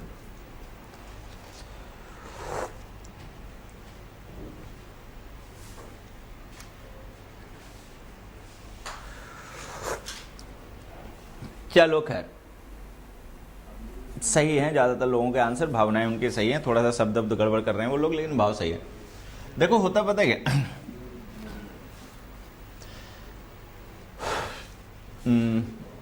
ये जो मैं यहाँ पे जो तुम्हें छोटी सी बात समझाना चाहता हूँ, एक्चुअल में मैं यहाँ पे जो समझाना चाह रहा हूँ उसके लिए मैं प्रीपोजिशन यूज कर रहा हूँ ऑन। ऑन प्रीपोजिशन के वैसे तो कई यूज होते हैं, ऑन प्रिपरेशन को हम यूज़ करते हैं तब भी जब हमें किसी सपोर्ट को रेफर करना हो कि कोई पॉइंट किसी सपोर्ट से टिका हुआ है, रुका हुआ है, ठीक है। ऑन प्रिपरेशन को हम तब भी यूज़ करते हैं जब हमें किसी ओकेज़न को रेफर करना हो, डे या डेट को रेफर करना हो, फेस्टिवल वगैरह को रेफर करना हो, ठीक है। और हम ऑन प्रिपरेशन को इलेक्ट्रॉनिक मीडिया के साथ में भी यूज़ कर लेते हैं, ऑन टीवी, ऑन रेडियो वगैरह वगैरह वगैरह। फिलहाल में यहाँ पे जो मैंने एक यूज मतलब पिक किया है जिसके थ्रू मैं समझाना चाह रहा हूँ किसी कॉन्सेप्ट को ऑन का, वो है ये कि ऑन प्रिपरेशन को हम यूज़ करते हैं किसी टॉपिक या किसी मैटर को भी इंट्रोड्यूस करने के लिए, ठीक है। जैसे कि they have written many books on artificial intelligence, ठीक है। तो artificial intelligence is the topic, ठीक। अब हमें पता है कि हम अबाउट भी यूज कर लेते हैं, जैसे कि हमने लिखा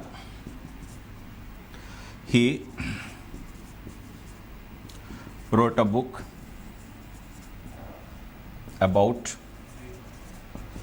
या on artificial intelligence। ये हमने लिखा।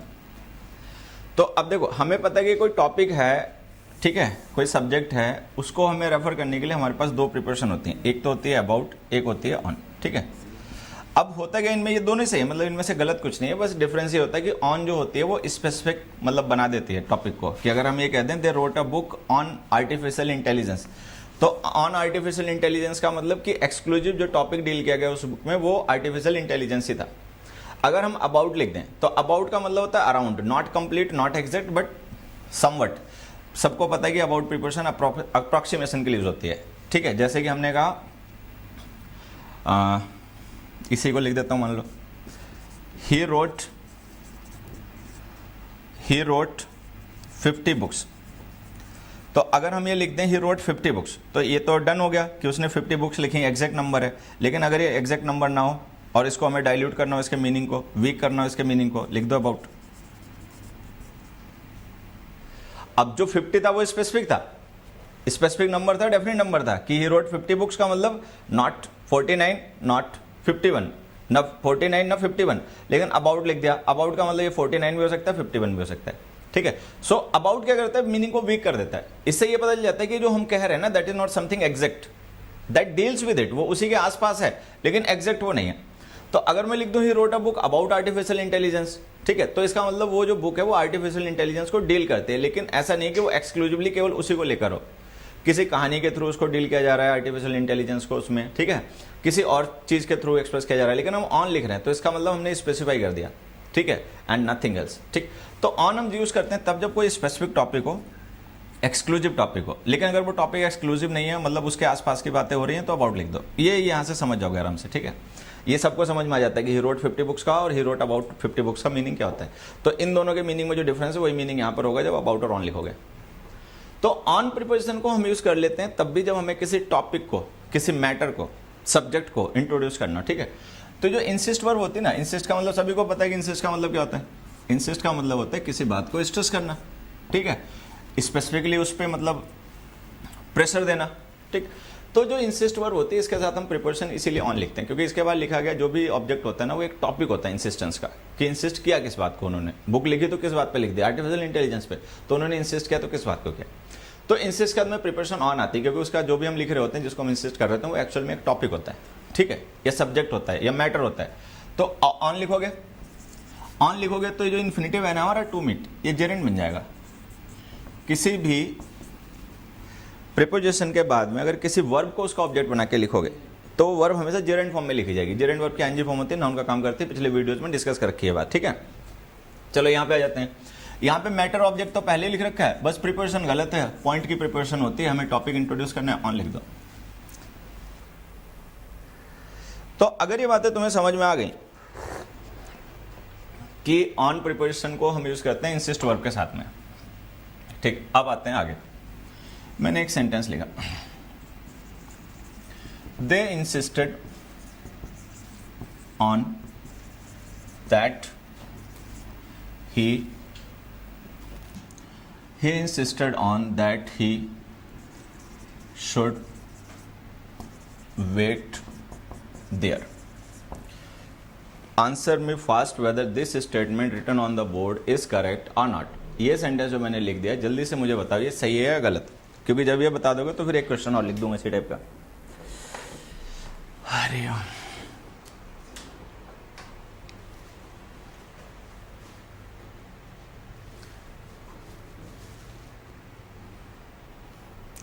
बारह 35 हो गए।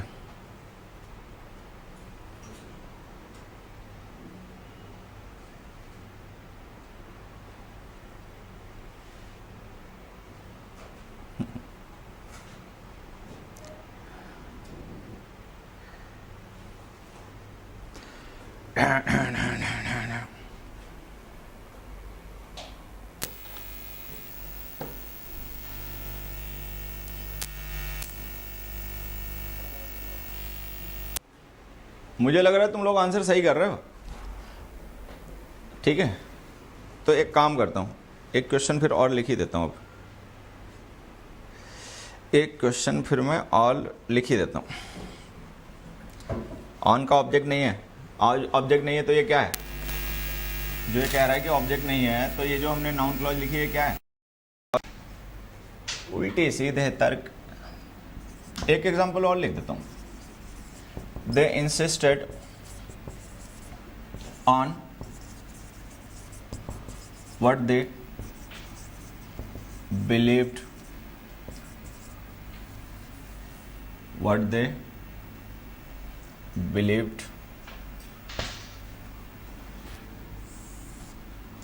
अब देखो यहाँ पे एक चीज समझना, ये दोनों हमने सेंटेंस लिखे, they insisted on that he should wait there, they insisted on what they believed, they लिख लेना, they insisted on what they believed। अब हमने पिछली क्लासेज में पढ़ा कि जो on और मतलब what होता है और हमारा क्या नाम होता है वो that, तो ये जो what और that होते हैं हमारे सबऑर्डिनेट कंजंक्शंस होते हैं, इनके साथ लिखे गए क्लॉज सबऑर्डिनेट क्लॉज होते हैं। सबऑर्डिनेट क्लॉज का मतलब वो नाउन क्लॉज होती हैं।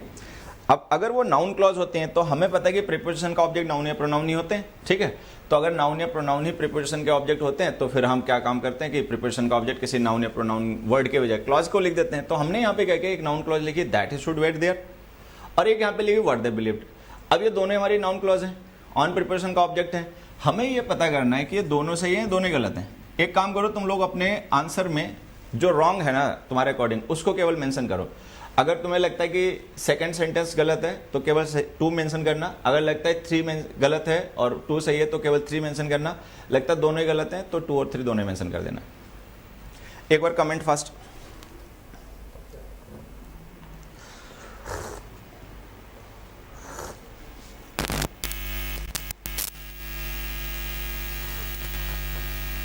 हरिओम।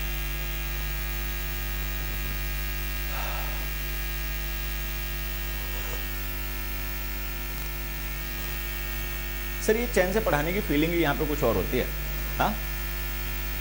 यूट्यूब पे पढ़ाने की जो फीलिंग होती है रिलैक्स वाला मामला होता है, बच्चे भी वेले, सर भी वेले, ठीक है।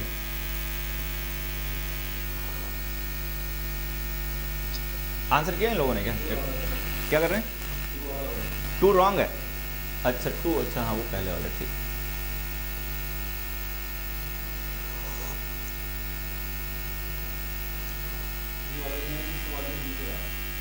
हर्ष कौशिक बेटा तू कुटेगा, ये दोनों ही गलत बता रहे हैं ना। वो मेरे से कह रहा मैं बेला हूँगा, मैं तो हूँ ही बेला, तभी तो यहाँ पे तुम्हारे साथ टाइम खराब कर रहा हूँ।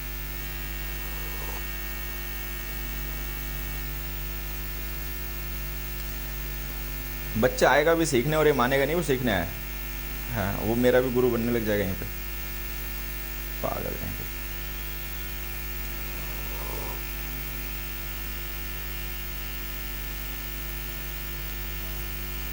साउंड देख लो, साउंड क्यों नहीं सही जा रहा है?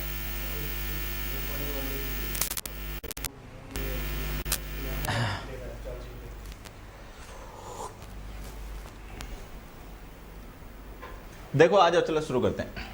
पता है क्या आंसर, तो देखो यही है कि ये जो ऑन है ना, ये वाला है गलत, ये वाला है सही।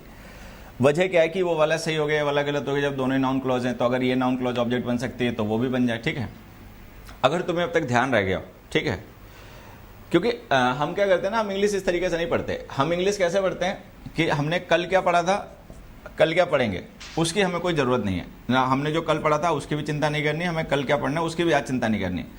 आज अपना जियो मौज में, आज का आज याद कर लो, आज का आज रट मारो, कल का कल रट मारेंगे, परसों का परसों रट लिया था, ऐसे नहीं है।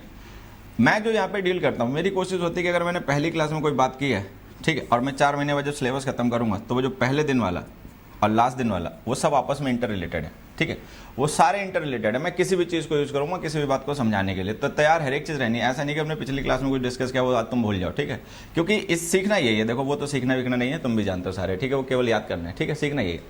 तो जो हमने दैट और व्हाट क्लॉज में डिस्कस किया था, अगर हम उसको फिर से एक बार में मैं तुम्हें रिकॉल करवा देता हूँ, ऐसे केवल ओरली अपना समझना। हमने ये पढ़ा था वहाँ पर कि जब हम दैट और व्हाट का यूज़ करते हैं नाउन क्लॉज बनाने के लिए, ठीक है, तो वो जो दैट होता है ना वो केवल एक कंजंक्शन होता है, ठीक, वो कोई नाउन या प्रोनाउन नहीं होता, वो केवल एक कंजंक्शन होता है। वो जो पूरी क्लॉज लिखी होती है वो खुद एक नाउन होती है। लेकिन व्हाट के साथ में क्या होता है कि व्हाट खुद भी एक प्रोनाउन होता है, और वो जो पूरी क्लॉज बनती है उसके लिख देने से वो भी नाउन होती है, ठीक है।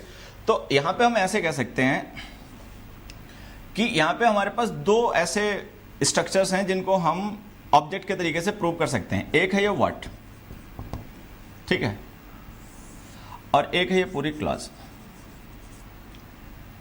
ठीक है, ऐसे।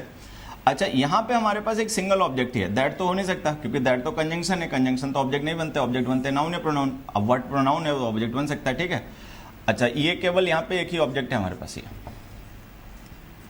अब कहानी क्या होती है कि पहली बात तो कोई भी नाउन प्रीपोजिशन जो लिखोगे उसका ऑब्जेक्ट हमेशा कोई नाउन या प्रोनाउन होगा।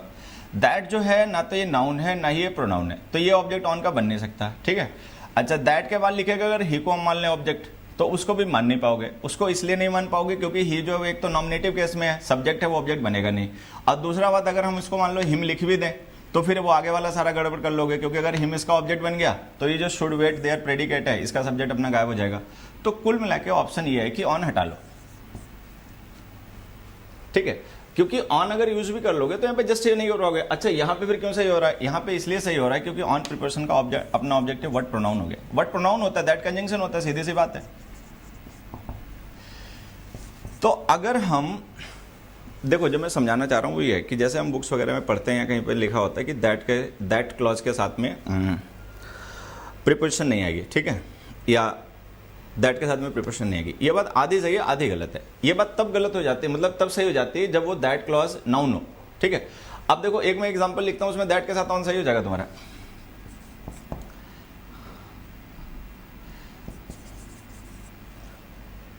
दे insisted on that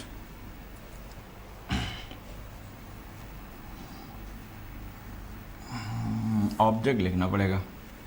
they insisted on the idea that he suggested them.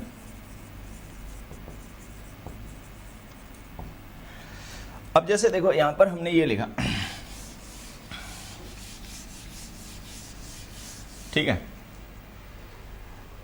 ये लिखा। अब ऑन प्रीपोजिशन क्या, मुझे लगता है प्रीपोजिशन चेंज कर लेनी चाहिए थी। इसको ऐसे लिख देते हैं, they found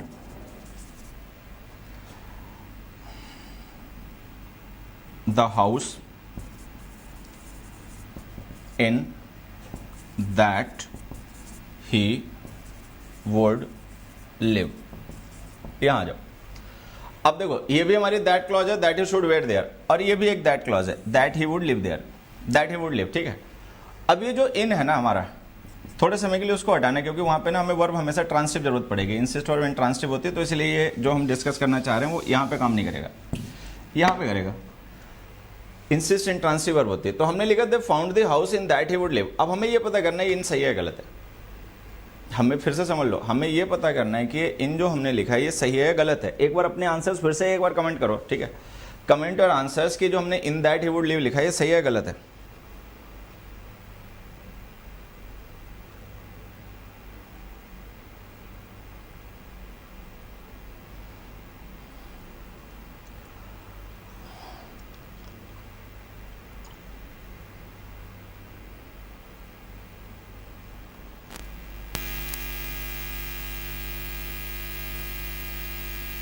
right, correct, remove in and that.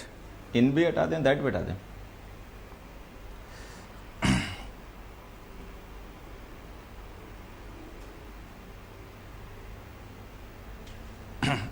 देखो, अब आता हूं, बताता हूं।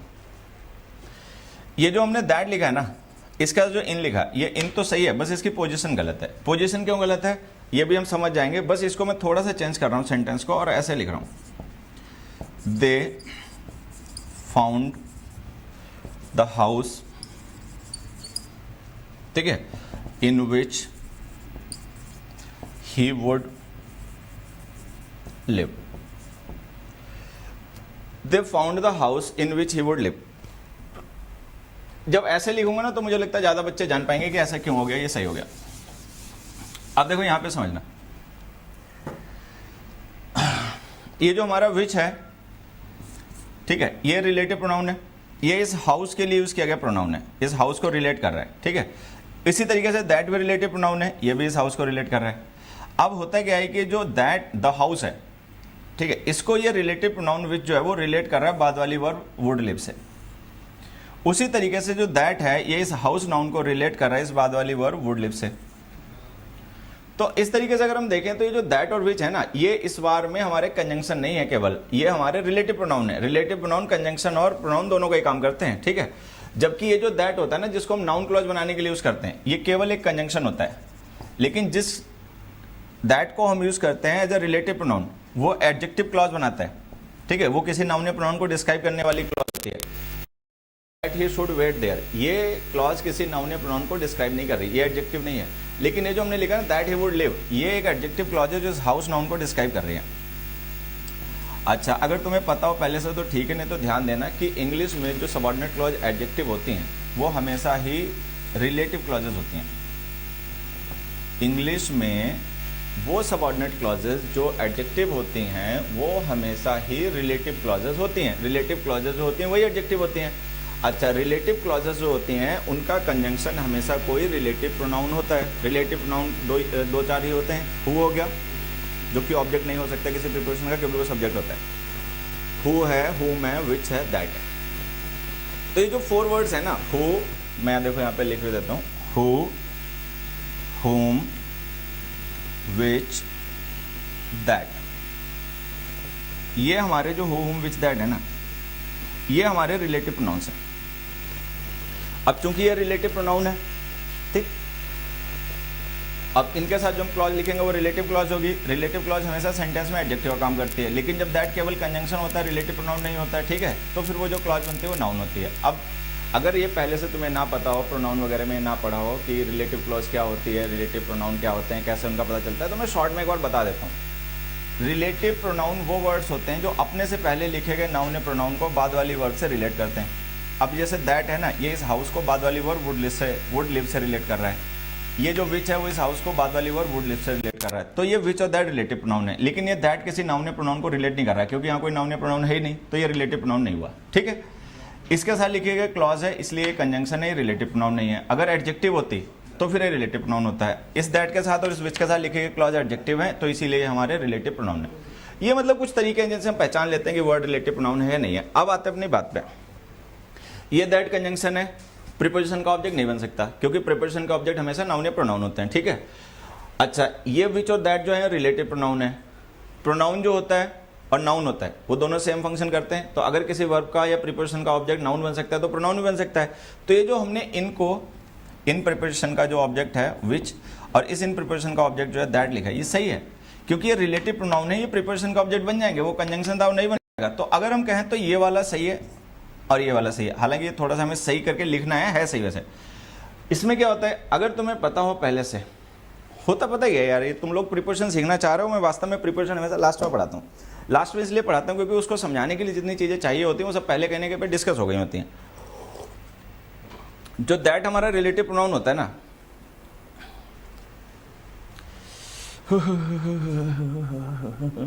अभी फिर कोई चिल्लाएगा, मैं कंफ्यूज हो गया। अब तो मैं चिल्लाओ चाहे सर फोड़ो, मैं तो खैर बता देता हूँ।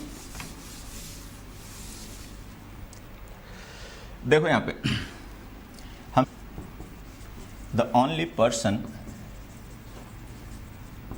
which can do this work,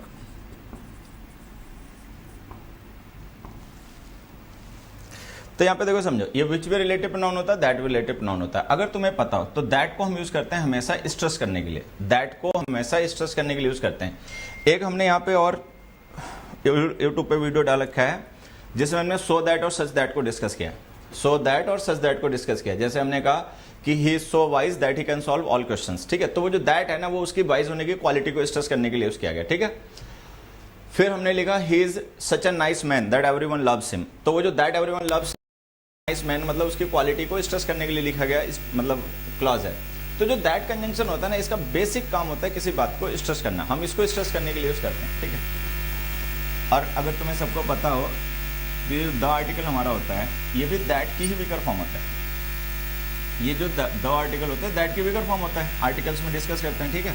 जैसे हमने लिखा आर्टिकल का भी, हालांकि मैंने वीडियो डाला है उसमें भी बातें डिस्कस कर रखी होंगी। जैसे मैंने लिखा आई नो दैट मैन, मैं इस आदमी को जानता हूँ, तो हमें अगर वास्तव में स्ट्रेस ही करना है उस मैन को तो दैट लिख दो, नहीं उतना स्ट्रेस करना है तो वही काम द करेगा। तो जब हम दैट को यूज करते हैं या द यूज करते हैं, ठीक है, तो इनका बेसिक फंक्शन होता है किसी को स्ट्रेस करना। दैट का काम ही होता है स्ट्रेस करना। अब ये यहाँ पे दैट है ना, डिटरमिनर है, यहाँ पर ये रिलेटिव प्रोनाउन होगा जो हम लिख रहे हैं, ये वाला रिलेटिव प्रोनाउन है। इससे पहले लिखा था वो कंजंक्शन था। तो दैट को हम किसी भी तरीके से यूज करेंगे वो हमेशा स्ट्रेस करने का काम करता है, ठीक है। अब हम देख रहे हैं कि यहाँ पे हमने रिलेटिव प्रोनाउन विच लिखा, लेकिन जो नाउन है जिसके लिए इस रिलेटिव प्रोनाउन को यूज किया गया पर्सन, उस पर्सन के साथ में हमने एक मॉडिफायर लिखा है, एक डिटरमिनर लिखा है द ओनली। द ओनली है, ऑल है, द सेम है, द फर्स्ट है, द लास्ट है। ये हमारे ऐसे डिटरमिनर्स होते हैं जिनको हम यूज करते हैं इंटेंसिफाई करने के लिए, स्ट्रेस करने के लिए, हाईलाइट करने के लिए किसी नाउन या प्रोनाउन को। तो अगर हम द ओनली लिख रहे हैं तो इसका मतलब इस पर्सन को स्ट्रेस किया जा रहा है, ठीक है, स्पेसिफिकली पॉइंट आउट किया जा रहा है। तो अब इसके लिए जब पॉइंट आउट किया जा रहा है, स्ट्रेस किया जा रहा है, तो विच क्यों लिख रहे हो? स्ट्रेस करने के लिए तो दैट यूज होता है, तो हम दैट लिख देंगे।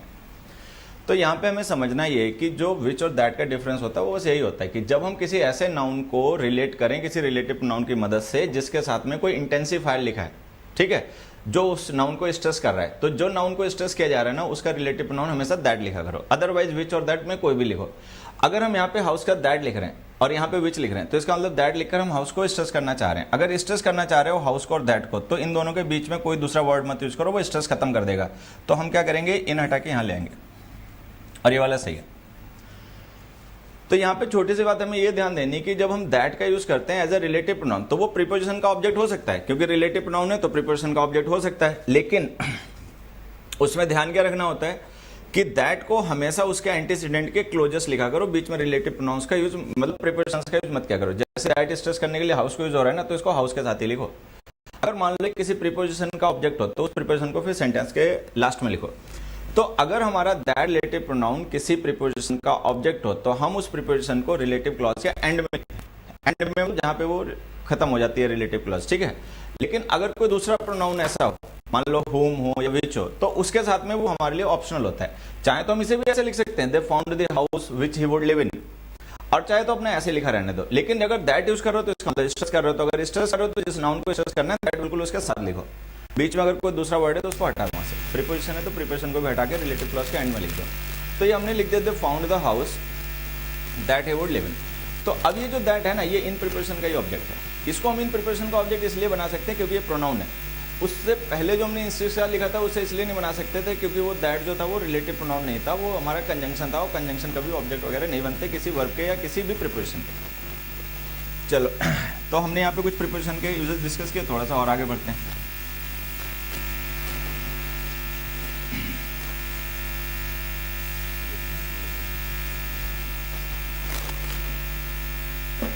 किस चीज का इशू हो रहा है?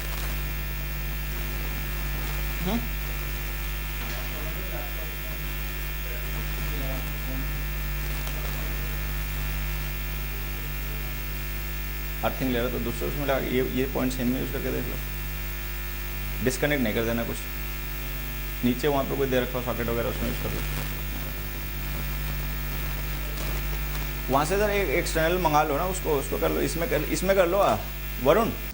ये जो है ना, ये एक्सटर्नल पॉइंट, इसमें करके देख लो। अपना वापस आते हैं, कैसा चल रहा है सब कुछ एक बार बताना। तो साउंड प्रॉब्लम, अच्छा बहुत सा बच्चा बता रहा है साउंड प्रॉब्लम है।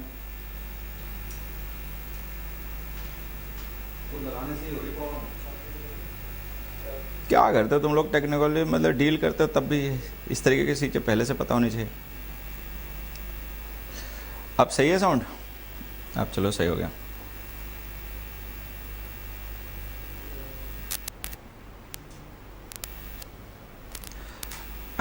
चलो खैर ठीक है, आगे बढ़ते थोड़ा सा।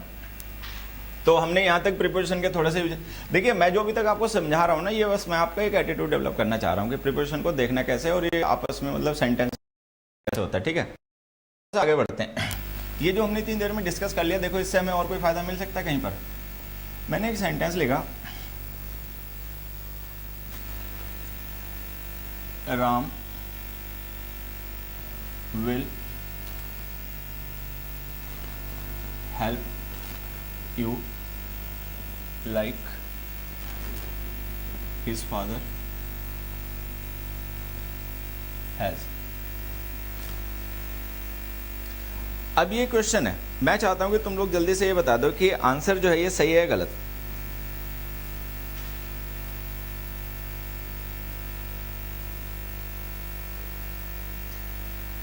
रजत वर्मा बेटा तो कुट जाएगा।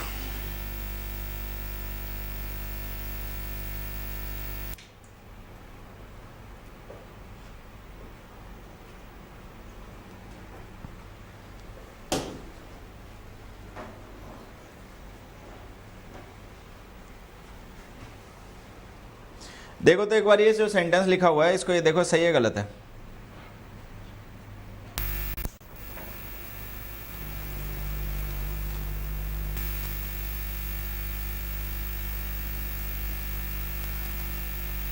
हैज के बेस पे डू यूज होगा।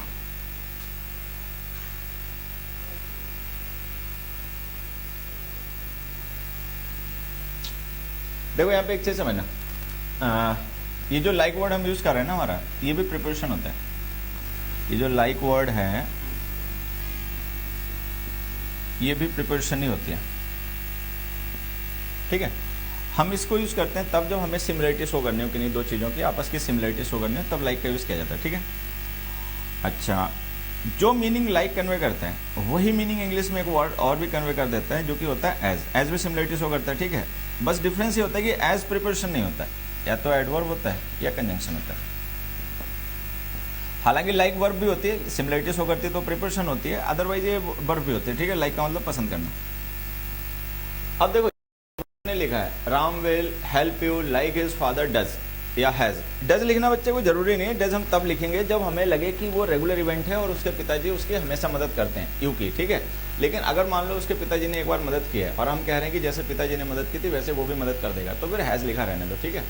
तो ये हैज गलत नहीं है, गलत यहाँ पे कुछ और है। गलत यहाँ पर ये है कि जो लाइक वर्ड हमने लिखा है प्रिपोजिशन है, और हमें पता है कि अगर ये प्रिपोजिशन है तो इसके बाद हमें इसका ऑब्जेक्ट लिखना पड़ेगा। तो इस हिसाब से इस फादर जो है ऑब्जेक्ट हो गए, लेकिन अगर इस फादर ऑब्जेक्ट है तो इनके बाद में हैज वर्ब कैसे लिखी, ठीक है। क्योंकि अगर हम हैज यूज कर रहे हैं उनके बाद में तो इसका मतलब फादर ऑब्जेक्ट नहीं है, सब्जेक्ट है।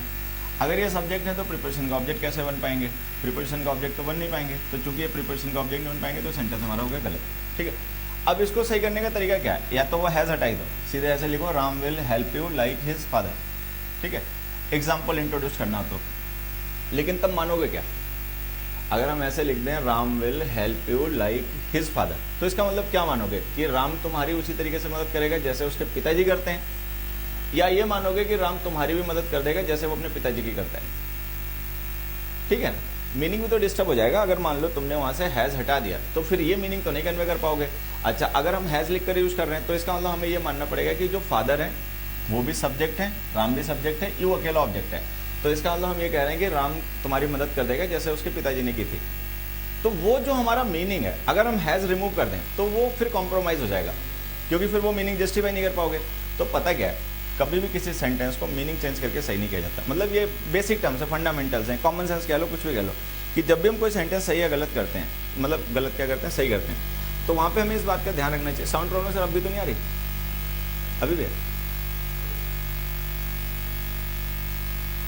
वरुण तुम लोग कैसे हो? देखो फिर से एक बार बता देता हूँ, अगर हम यहाँ पे मान लो हैज रिमूव कर दें, ठीक है, और लाइक लिख दें, तो हमें ये जस्टिफाई करना मुश्किल होगा कि जो लाइक है प्रिपोजिशन, ये सिमिलरिटी किन दो नाउन्स में शो कर रही है, यू में और हिज फादर में, या हिज फादर में और राम में, ठीक है। जनरल जो सेंस हमें मानना पड़ेगा वो हमें यही मानना पड़ेगा ये सिमिलरिटी इन दोनों की, ठीक है, हमें ये मानना पड़ेगा अगर हम हैज़ रिमूव कर दें कि Ram will help you like his father, तो राम तुम्हारी मदद कर देगा, ठीक है, जैसे वो अपने पिताजी की करता है, ठीक है। तो इसका मतलब राम तुम्हारी भी मदद करेगा और अपने वो पिताजी की मदद करते ही रहता है, ठीक है। लेकिन हमें तो ये नहीं कहना था, हमें तो कुछ और कहना था। हम तो कहना ये चाह रहे थे कि राम जो है वो तुम्हारी मदद करेगा, ठीक है, जैसे उसके पिताजी ने की थी। तो हैज़ तो लिखोगे, हैज़ नहीं लिखोगे तो जस्टिफाई नहीं कर पाओगे कि ये सब्जेक्ट है। तो एक काम करो, इसको हैज़ लिखा रहने दो, इसको सब्जेक्ट रहने दो, लाइक हटा लो, यही मीनिंग एज के थ्रू कन्वे कर लो। एज कंजंक्शन है, एडवर्ब भी है, सिमिलरिटी शो करता है, एज एन एडवर्ब भी, एज ए कंजंक्शन भी, तो एज लिखा रहने दो। तो यहाँ पे ना लाइक की जगह हमने एज लिख दिया। अब ये देखो वही कॉन्सेप्ट है जो अभी हम थोड़ी देर पहले डिस्कस कर रहे थे कि अगर कोई प्रीपोजिशन लिखोगे तो उसके बाद ऑब्जेक्ट जरूर लिखना पड़ेगा। हम वर्ब को बिना ऑब्जेक्ट के यूज कर सकते हैं, प्रीपोजिशन बिना ऑब्जेक्ट के नहीं यूज होती, ठीक है। अब ये जो हमने लाइक प्रीपोजिशन यूज किया ना, इसका ऑब्जेक्ट हम इस फादर को नहीं मान सकते, चूंकि हिज फादर ऑब्जेक्ट नहीं हो सकते, तो ये गलत हो गया, तो हमने एज लिख दिया। सिमिलरिटी लाइक भी शो करता है, सिमिलरिटी एज भी शो करता है, तो लाइक हटाओ, एज का यूज कर लो, ठीक है। तो हम इसको ऐसे लिख देंगे, Ram will help you as his father has, ठीक। अब ये जो हमने डिस्कस कर लिया छोटी सी बात, ठीक है, कि ये एज एडवर्ब है और लाइक प्रीपोजिशन है, ठीक है। इसी को थोड़ा सा आगे बढ़ाते हैं। लाइक प्रीपोजिशन के एक दो छोटे छोटे यूजेस हैं, कई बार काम आ जाते हैं, उनको भी देखो यहीं पे समझा देता हूँ। है तो अब ये भी प्रीपोजिशन ही। हमने लिखा he like you, he like you don't watch TV, और एक हमने लिखा ही डजंट लिखना, ही डजंट वॉच टीवी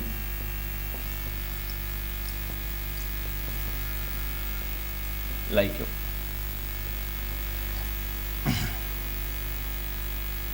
ठीक है, अब जैसे हमने लिखा he doesn't, he like you doesn't watch TV, और he doesn't watch TV like you. अब हम देख रहे हैं ये जो हमारे सेंटेंसेस है ना, इन सेंटेंसेस में जो हमारी वर्ब है डजंट वॉच टीवी, इसका सब्जेक्ट जो है अपना वो है ही। अच्छा, यहां पे भी डजंट वॉच का सब्जेक्ट जो है वो ही। लाइक प्रीपोजिशन है, यू उस प्रीपोजिशन का ऑब्जेक्ट है। जो प्रीपोजिशन का ऑब्जेक्ट होता है वो वर्ब का सब्जेक्ट ऑब्जेक्ट नहीं हो सकता, ठीक है। तो अगर लाइक प्रीपोजिशन का ऑब्जेक्ट है यू, तो इसका मतलब इसका वर्ब से कोई लेन देना होगा नहीं। जो भी हम वर्ब यूज करेंगे वो सब्जेक्ट उसका ही होगा और ही के अकॉर्डिंग वर्ब आएगी, ठीक। अब यहाँ पे देखो एक समझना, ये जो दो सेंटेंस हमने लिखे ना, ये एक्चुअल में दो अलग अलग मीनिंग है। अगर हम लाइक प्रीपोजिशन को पहले लिख दें तो वो जो लाइक प्रीपोजिशन का ऑब्जेक्ट है और जो वर्ब का अपना सब्जेक्ट है, ये इन दोनों की सिमिलरिटी हो गई। लाइक प्रीपोजिशन सिमिलरिटी शो करती है। तो अगर हम ऐसे लिखें he like you doesn't watch TV, कि वो तुम्हारे जैसे टीवी नहीं देखता, तो इसका मतलब हमें ये नहीं मानना कि यू टीवी देखता है, इसका मतलब हमें ये मानना है यू डोंट वॉच टीवी इधर, यू डोंट वॉच टीवी इधर, कि तुम भी टीवी नहीं देखते। तो इसका मतलब ये इनकी सिमिलरिटी हो गई कि ये दोनों ही टीवी नहीं देखते, ना यू देखता है ना ही देखता है। लेकिन अगर मान लो ऐसा ना हो, ही टीवी देखता हो यू टीवी ना देखता हो, ठीक है, या यू टीवी ना देखता हो और मतलब ही ना देखता हो यू देखता हो, तो हम कैसे करेंगे? तो हम इसको ऐसे लिखेंगे, ही doesn't watch TV like you. अब क्या हुआ, हमने लाइक यू जो है लाइक प्रीपोजिशन का ऑब्जेक्ट बाद में लिख दिया, ठीक है। तो ये जो नेगेटिव वर्ब है ना, केवल ही के लिए वैलिड रहेगी। अगर केवल ये ही के लिए वैलिड रह गई तो इसका मतलब जो यू के लिए वैलिड नहीं है, तो यू के लिए वैलिड नहीं है, तो इसका मतलब जो हम शो कर रहे हैं वो डिफरेंस है। तो इसका मतलब हमें ये मानना पड़ेगा ही doesn't watch TV like you but you do, but you do watch TV, लेकिन तुम टीवी देखते हो। तो अगर हम ऐसे लिख दें, अब ये छोटी सी बात यहाँ पे समझ लेना कि जब हम लाइक प्रीपोजिशन को यूज करते हैं नेगेटिव स्ट्रक्चर्स के साथ में, तो जो उसकी पोजीशन होती है ना सेंटेंस में, ठीक है, फिर से समझ लो, जब हम लाइक प्रीपोजिशन को यूज करते हैं नेगेटिव स्ट्रक्चर्स में, तो जो उसकी पोजीशन होती है सेंटेंस में लाइक प्रीपोजिशन की, ठीक है, वो मैटर करती है, दैट मैटर्स अ लॉट, ठीक है। Different position different meaning convey करती हैं। अगर हम लाइक प्रीपोजिशन को नेगेटिव वर्ब से पहले लिखकर यूज करें, तो वो जो लाइक प्रीपोजिशन का ऑब्जेक्ट होता है और जो वर्ब का अपना सब्जेक्ट होता है, वो उनमें सिमिलरिटी शो कर रही होती है प्रीपोजिशन, और वो जो स्टेटमेंट होता है वो दोनों के लिए सिमिलरली वैलिड होता है। तो इसका मतलब ही doesn't watch you TV, you don't watch you TV इधर, तो दोनों टीवी नहीं देखते।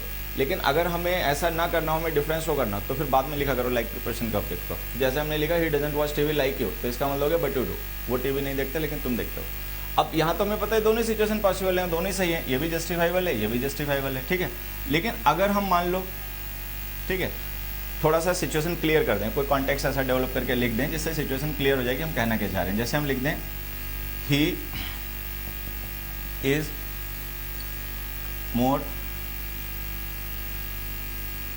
Intelligent than you because he like you doesn't watch TV।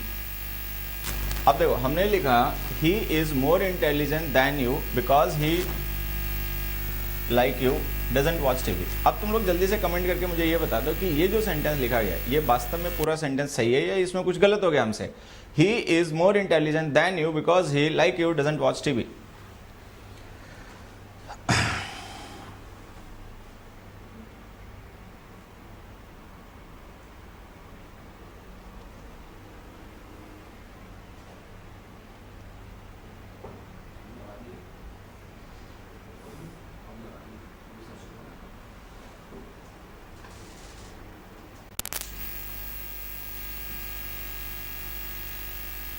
एक काम करो, ये कॉन्सेप्ट ख़त्म करता हूँ ना, इसके बाद में ये फिर सेशन ख़त्म करते हैं सर। हाँ क्योंकि फिर उसके बाद एक बार देखूंगा या तो शाम को मैं घर से रहूँगा या तो लाइव आ जाऊँगा। जो ऑनलाइन क्लासेस वगैरह को लेकर मैं डिस्कस करना चाह रहा था या बताना चाह रहा था वो हम लोग तब देख लेंगे। मुझे लगता है हो भी गया, काफ़ी टाइम भी हो गया। कितना टाइम हो गया सर? 1 hour 30 minutes हो गया। अब देखो जैसे हमने लिखा ना he is more intelligent than you because he like you doesn't watch TV. अगर हम ये सेंटेंस ऐसे माने कि he like you doesn't watch TV तो इसका मतलब हम यहाँ पे इन दोनों में सिमिलरिटी शो करना चाह रहे हैं। लेकिन एक्चुअल में अगर सिमिलरिटी शो करना चाह रहे हैं तो यहाँ पे कॉन्टेक्स्ट तो कुछ ऐसा है नहीं। यहाँ तो हम एक को दूसरे से ज़्यादा इंटेलिजेंट डिक्लेयर कर रहे हैं, तो अगर एक पर्सन किसी दूसरे पर्सन से ज़्यादा इंटेलिजेंट है तो इसका मतलब इसकी वजह डिफरेंस होगा, सिमिलरिटी तो नहीं हो सकता। ठीक है, तो इसका मतलब हमें वहाँ पे जो शो करना है, भाई हमने बिकॉज लिखा, बिकॉज का मतलब होता है कि जो हम आगे स्टेटमेंट लिखेंगे वो स्टेटमेंट पहले लिखे गए स्टेटमेंट का रीजन है। मतलब अगर ये इफेक्ट आया तो इस इफेक्ट को उसने कॉज किया। तो अगर हम बिकॉज कंजंक्शन लिख रहे हैं तो इसका मतलब जो हमारी मेन क्लॉज है वो इफेक्ट है। ठीक है, और जो सबऑर्डिनेट कंजंक्शन वो है वो कॉज है। तो हमें पता है कि जो इफेक्ट है ये सिमिलर तो है नहीं दोनों के लिए, दोनों इक्वल वाइज तो है नहीं, दोनों इक्वल इंटेलिजेंट तो है नहीं, एक कम इंटेलिजेंट है एक ज़्यादा इंटेलिजेंट है। तो और इसका हम रीजन बताना चाह रहे हैं तो इसका रीजन सिमिलरिटी तो होने से रही, इसका रीजन तो उनका डिफरेंस ही हो सकता है। तो अगर इनका रीजन उनका डिफरेंस हो सकता है तो या तो लाइक हटाओ अनलाइक लिखो, और नहीं तो इस लाइक को यहाँ से लेकर यहाँ जाओ। ठीक है, इसको ऐसे लिख दो ही is more intelligent than you because he doesn't watch TV like you. अब हम इसको जस्टिफाई कर सकते हैं। अब हम इसको इसलिए जस्टिफाई कर सकते हैं क्योंकि हमें पता है कि इस कॉन्टेक्स्ट में हमें वही लिखना है। अच्छा, अगर कॉन्टेक्स्ट ना दिया गया हो, सिचुएशन हमें क्लियर ना हो, तो ये भी सही है ये भी सही है। बजाय कि किसी चीज को गलत मानने के उसको समझो कौन सा गलत है कौन सा सही है, उस चक्कर में मत पड़ो। वो दोनों सही है, उनके मीनिंग अलग अलग है, वो अलग है ये अलग है। डिफरेंट होने का मतलब गलत होना तो नहीं होता ना, कि अगर कोई दो चीजें अलग अलग हैं या कोई दो पर्सन अलग अलग हैं तो इसका मतलब कोई गलत है। ठीक है, गलत नहीं है, वो अलग अलग है, बस इतनी बात है। तो लेकिन अगर कॉन्टेक्स्ट दे दिया जाए और सिचुएशन क्लियर करके बता दी जाए तब तो फिर सिचुएशन के अकॉर्डिंग एक ही यूज करोगे। तो यहाँ पे जैसे हमने किया, एक और मैं लिख देता हूँ। जैसे मैंने एक सेंटेंस यहां पे और लिख दिया, animals like birds can't fly. अब देखो ये हमने यहाँ पे कोई मतलब एक जनरल सेंटेंस लिख दिया। जैसे ये जनरल था, he like you doesn't watch TV, he doesn't watch TV like you, ये जनरल स्टेटमेंट थे। यहाँ पे कोई स्पेसिफिक सिचुएशन है, स्पेसिफिक कॉन्टेक्स्ट नहीं था। यहाँ पे कॉन्टेक्स्ट स्पेसिफाई कर दिया, तो जब स्पेसिफिक कॉन्टेक्स्ट बना दिया तो फिर हमें उसके अकॉर्डिंग यूज करना पड़ेगा प्रिपरेशन को। तो हम यहाँ पे देख रहे हैं कोई स्पेसिफिक कॉन्टेक्स्ट में बात नहीं हो रही है, एक जनरल स्टेटमेंट लिखा गया है। सही है गलत? Comment your answers fast whether this statement written on the board animals like birds can't fly सही है गलत?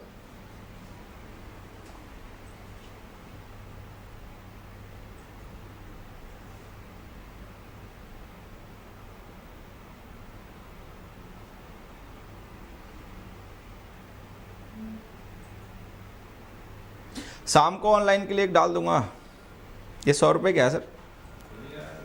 पता नहीं।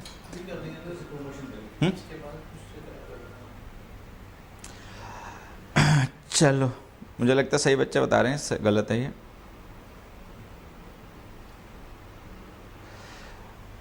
अब देखो अगर हम ऐसे लिख रहे हैं ना, animals like birds can't fly, ठीक है, तो इसका मतलब ये जो लाइक बर्ड्स हमने कांट फ्लाई से पहले लिखा है ना, तो इसका मतलब ये बर्ड्स और एनिमल्स की सिमिलरिटी है जो यहाँ पे शो की जा रही है। लेकिन हमें पता है सिमिलरिटी नहीं है, only birds can fly animals can't fly. ये जो कांट फ्लाई हमने वर्ब लिखी है, ये वर्ब इन दोनों के लिए तो वैलिड है नहीं। बर्ड्स फ्लाई कर लेते हैं, एनिमल्स तो नहीं कर पाते हैं। तो जो एक्चुअल में हम शो करना चाह रहे हैं वो तो डिसिमिलरिटी है। तो हम यहाँ पे डिफरेंस शो करना चाह रहे हैं क्योंकि ये सिमिलरिटी नहीं है। तो भले ही ये कॉन्टेक्स्ट जनरल है लेकिन जनरल में ही वो हमें क्लियर है कि क्या होता है क्या नहीं होता। यहाँ तो हमें नहीं पता ना क्या होता है कि यू और ही दोनों टीवी नहीं देखते कि एक ही नहीं देखता, तो उसके हिसाब से जो लिखा है उसको सही मान के चलो। लेकिन यहाँ तो हमें पता है कि बर्ड्स फ्लाई नहीं कर पाते हैं, और वो सॉरी एनिमल्स फ्लाई नहीं कर पाते हैं, बर्ड्स फ्लाई कर लेते हैं। तो अगर ये पता है तुम्हें कि एनिमल्स फ्लाई नहीं कर पाते हैं, बर्ड्स फ्लाई कर लेते हैं, तो इसका मतलब ये तुमने गलत लिख दिया। डिफरेंस शो करना है तो बाद में लिखो। तो इसको ऐसे लिखो, animals can't fly like birds. अब जब हम ये लिख देंगे animals can't fly like birds, तो इसका मतलब ये हो गया कि birds can, animals can't fly like birds but birds can fly. अच्छा, अगर हम ऐसे लिखा रहने दें animals like birds can't fly, तो इसका मतलब क्या हो जाएगा, बर्ड्स कांट फ्लाई इधर, कि बर्ड्स भी नहीं उड़ पाते। ठीक है, जो मीनिंग गलत हो जाएगा। तो खैर हम लोगों ने लगभग 1.5 घंटे के आसपास बिताया, हालांकि मैं 2.5 घंटे का कुछ प्लानिंग करके आया था, लेकिन चलो ठीक है, एक अच्छी शुरुआत हो गई प्रिपरेशन की। आगे कुछ मैं वीडियोस और भी डिस्कस करूंगा प्रिपरेशन के। ऑनलाइन के बारे में मेरी क्या प्लानिंग है, क्या करूंगा क्या नहीं करूंगा, बहुत से कन्फ्यूजन है बच्चों को। ठीक है, मैं असल में सही बताऊँ ना, मैं खुद भी थोड़ा सा कन्फ्यूज हूँ, तो मैं शाम को फिर डिस्कस करूंगा। लेट नाइट एक इवेंट लूंगा, घर से हो जाएगा वो तो सर, और क्या टैब वैब से हो जाएगा घर से। तो लेट नाइट होपफुली हम, अगर कोई ऐसा मेरा प्लान होगा तो मैं एक इवेंट अभी इस पे यूट्यूब पे लगा दूंगा, तो फिर शाम को मिलते हैं, तब डिटेल में काफ़ी बात करेंगे। ठीक है, और अभी के लिए तो खत्म होता है कन्वर्सेशन या मीटिंग, तो क्या कहते हैं सर, माशाल्लाह, खुदा हाफिज।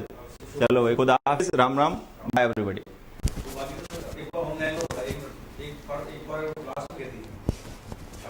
शाम को